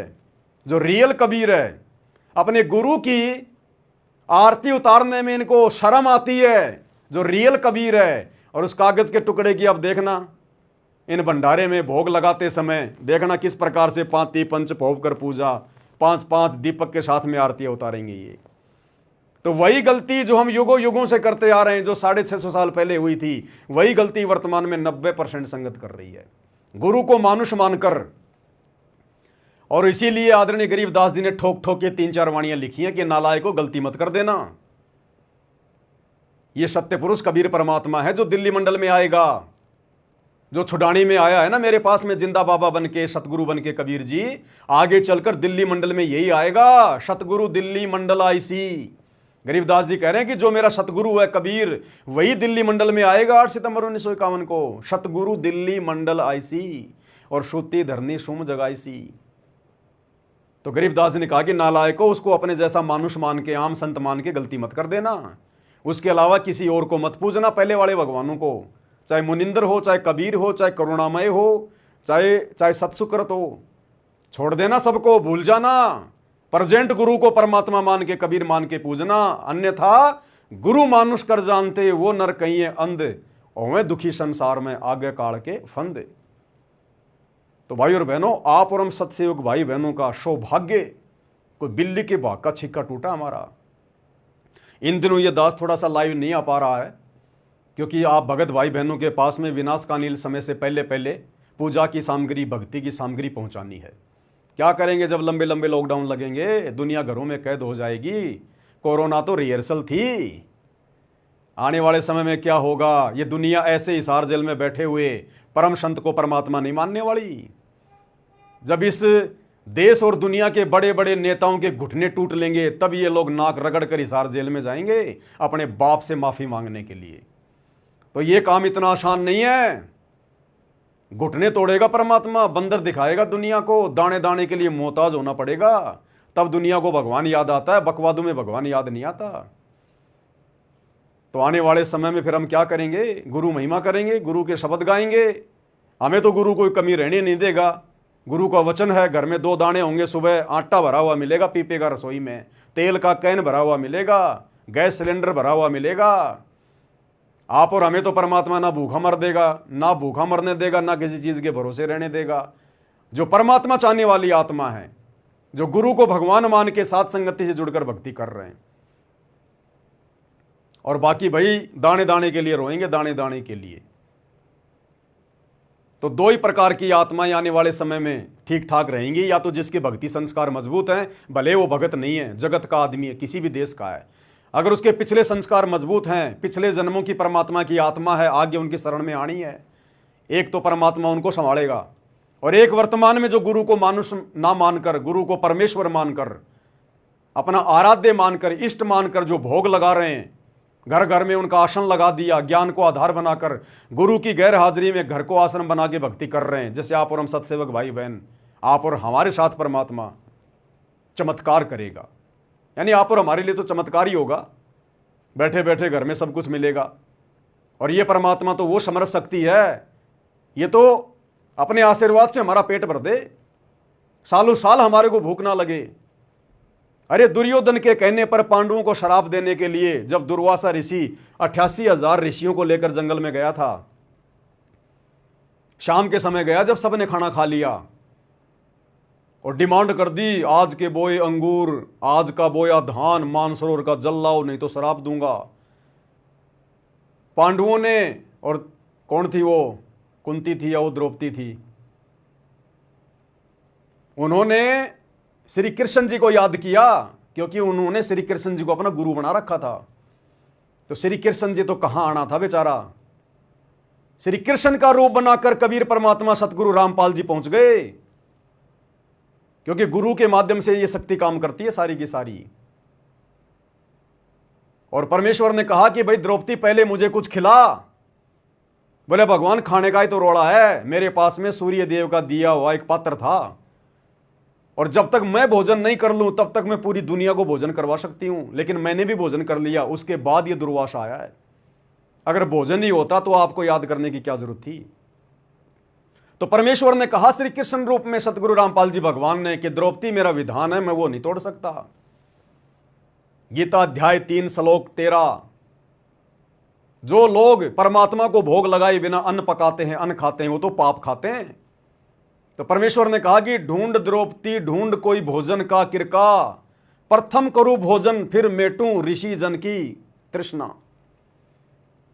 तो द्रौपदी ने कहा कि महाराज इस पात्र में जो सूर्य देव के द्वारा दिया गया था, एक साग का एक पत्ता लगा हुआ है। तो गुरुदेव ने कहा कि बेटा इसी को घोल घाल के पिला दे मेरे को। तो परमेश्वर ने उस पात्र में थोड़ा सा जल डलवा के उसको घोल के और पिया, सतगुरु रामपाल जी भगवान ने श्री कृष्ण रूप में। इधर परमेश्वर का पीना हुआ, उधर 88,000 ऋषि और दुर्वासा जो भूख से तड़प रहे थे, जमीन पर गधे की तरह लोट पलेटे मार रहे हैं, भोजन को पचा रहे हैं। जो जो बोला था वही खाने को मिला उनको, बिना खाए पेट भर दिया भगवान ने।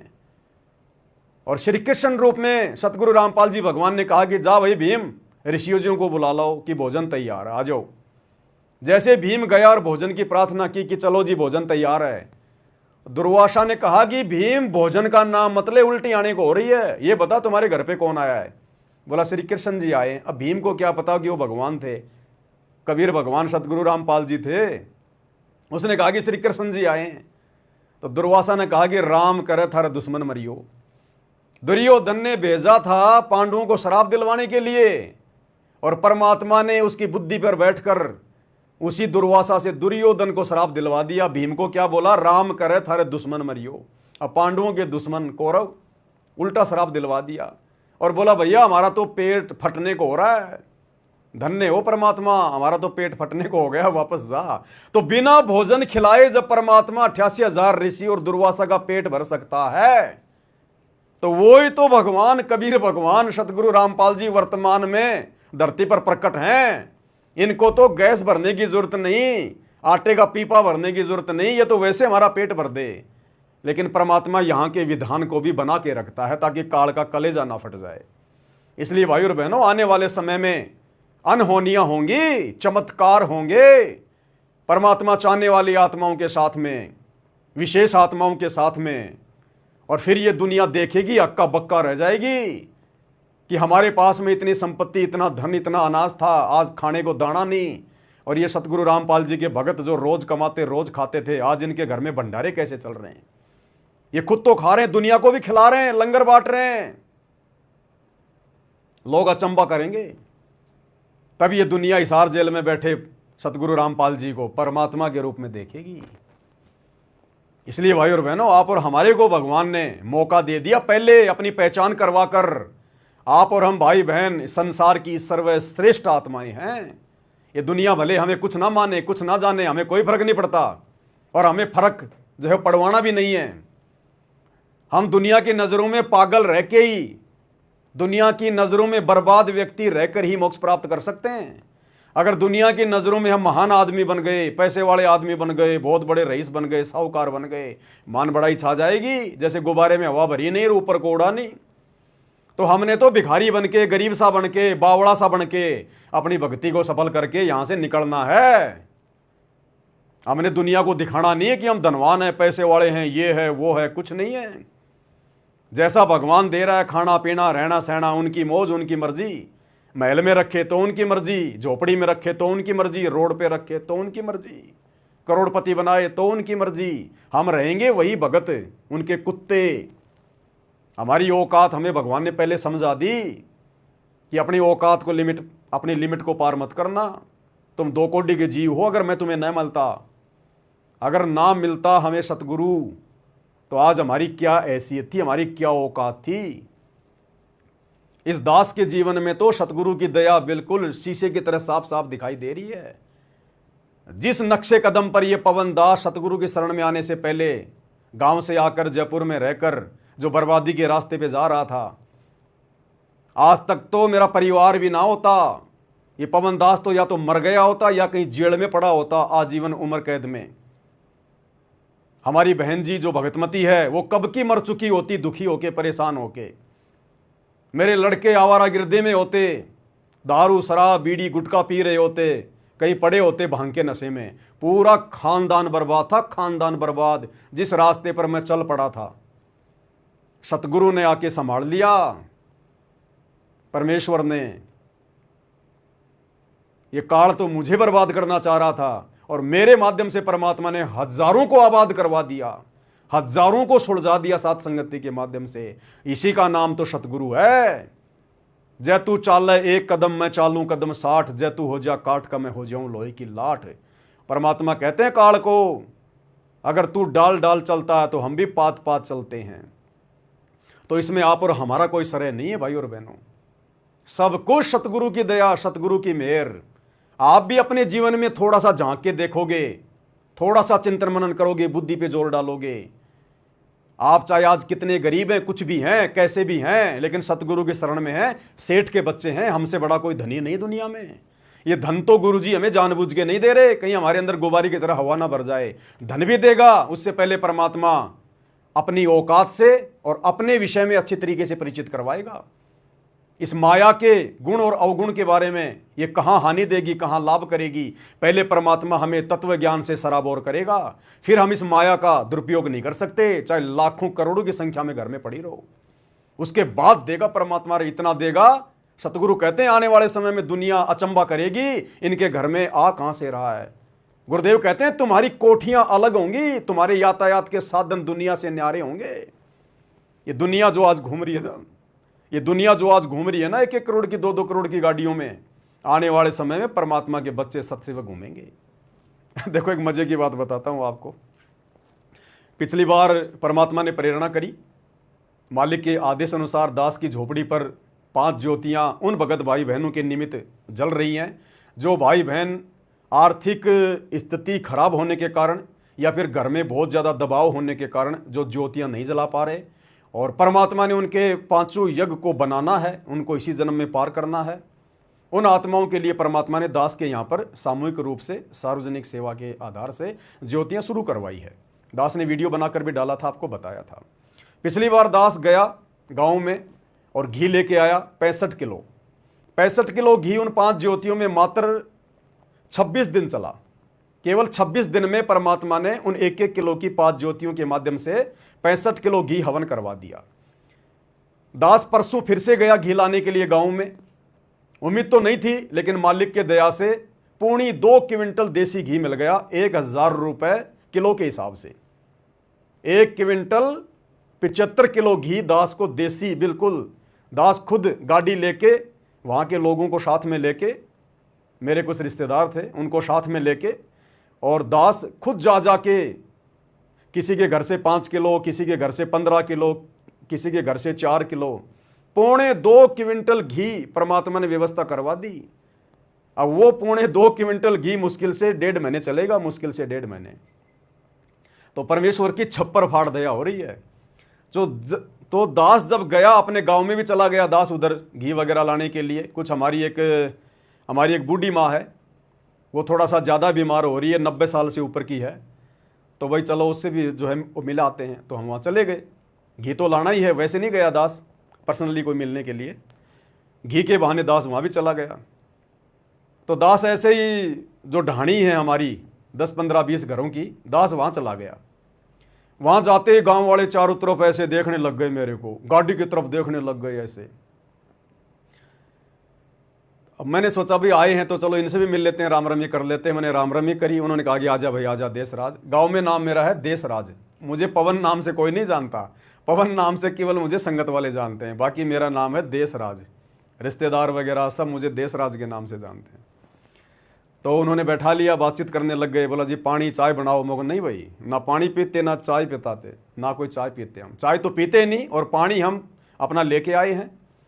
दास ना अपनी रिश्तेदारी में किसी का पानी भी नहीं पीता है, ना खाना खाता है बिल्कुल भी। अब तो सबको पता चल गया, कोई मेरे को पूछता भी नहीं है, पता चल गया सबको। चाय ये पीता नहीं और भोजन पानी ये करता नहीं, तो मेरे को पूछते भी नहीं अब तो, कि अपना सब कुछ ये लेके आता है।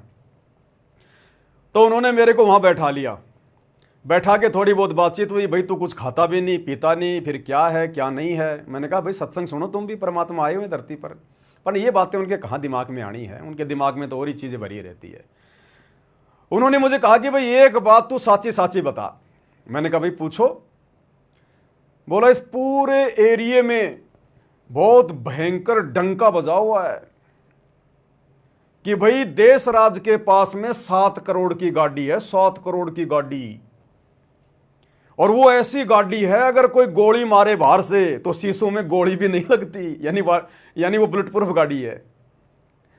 तो मैंने कहा भैया मेरे पास तो ये जो है ना, ये टाटा सफारी है मेरे पास तो ये ही है।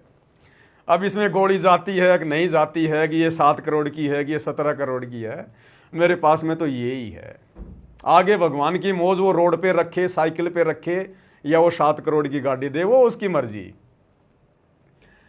तो बोला भाई तेरे बारे में तो बहुत भयंकर डंका बज रहा कि भाई पता नहीं जयपुर में जाके तो उसने क्या धंधा शुरू कर लिया, क्या कर लिया, और उसके बराबर तो आसपास में कोई पैसे वाला ही नहीं है, और 7 करोड़ की गाड़ी में चलता है, 7 करोड़ की गाड़ी में।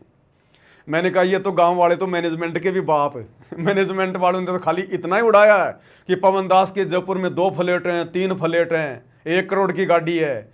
और ये गाँव वाले तो मैनेजमेंट वालों के भी बाप है, इन्होंने तो 7-7 करोड़ की गाड़ियाँ बता दी। तो भाई और बहनों, कहने का मतलब है सतगुरु का वचन है, निष्फल नहीं हो सकता। पहले हम लोग एक पोस्टर देखा करते थे, श्री कृष्ण जी की फोटो लगी होती थी और उस पर लिखा होता था तू मेरी महिमा कर, मैं तेरी महिमा मुफ्त में ना कर दूं तो कहना। तो हम तो जयपुर में बैठ के सतगुरु की महिमा कर रहे हैं, और सतगुरु मुफ्त में गांव में हमारी महिमा कर रहा है कि वो तो 7 करोड़ की गाड़ी में घूमता है, वो तो ऐस कर रहा है, फलाना दिखना। हम यहाँ सतगुरु की महिमा कर रहे हैं, सतगुरु पीछे हमारी महिमा में लगे हुए हैं। तो ये सतगुरु की दया है, उनकी मेहर है, हमें उनकी इन बातों से कोई फर्क नहीं पड़ता। क्योंकि वो लोग कुछ भी सोच सकते हैं, कुछ भी बोल सकते हैं। हम हकीकत में क्या हैं, अपनी औकात का हमें भली बात ही पता है। हमने गुब्बारे की तरह अपने अंदर हवा भर के मान बढ़ाई ईर्ष्या की ऊपर नहीं उड़ना है, ऊपर जाके फिर फूटेंगे फिर धूप में। तो परमात्मा ने हमें अच्छी तरीके से समझा रखा है, बता रखा है। आने वाले समय में तो पता नहीं बच्चों जो है सतगुरु के बच्चों के पास में क्या क्या होगा, ना जाने हम सत्सेवकों को परमात्मा क्या क्या सुख देगा। भगवान कहते हैं जिसका ये लोक सुखी नहीं उसका परलोक कभी सुखी नहीं हो सकता। तो परमेश्वर इस गंदे लोक में भी हमारे को जो यहाँ के सर्वश्रेष्ठ सुख हैं वो भी देगा। दुनिया देखेगी आंख फाड़ फाड़ के कि ये भिखारी आदमी, इनके घर में कुछ नहीं था, आज ये कहाँ पहुँच गए, कैसे पहुँच गए। क्योंकि हम जगत सेठ की शरण में हैं, सांवरसा सेठ के बच्चे हैं, सेठों के सेठ के बच्चे हैं।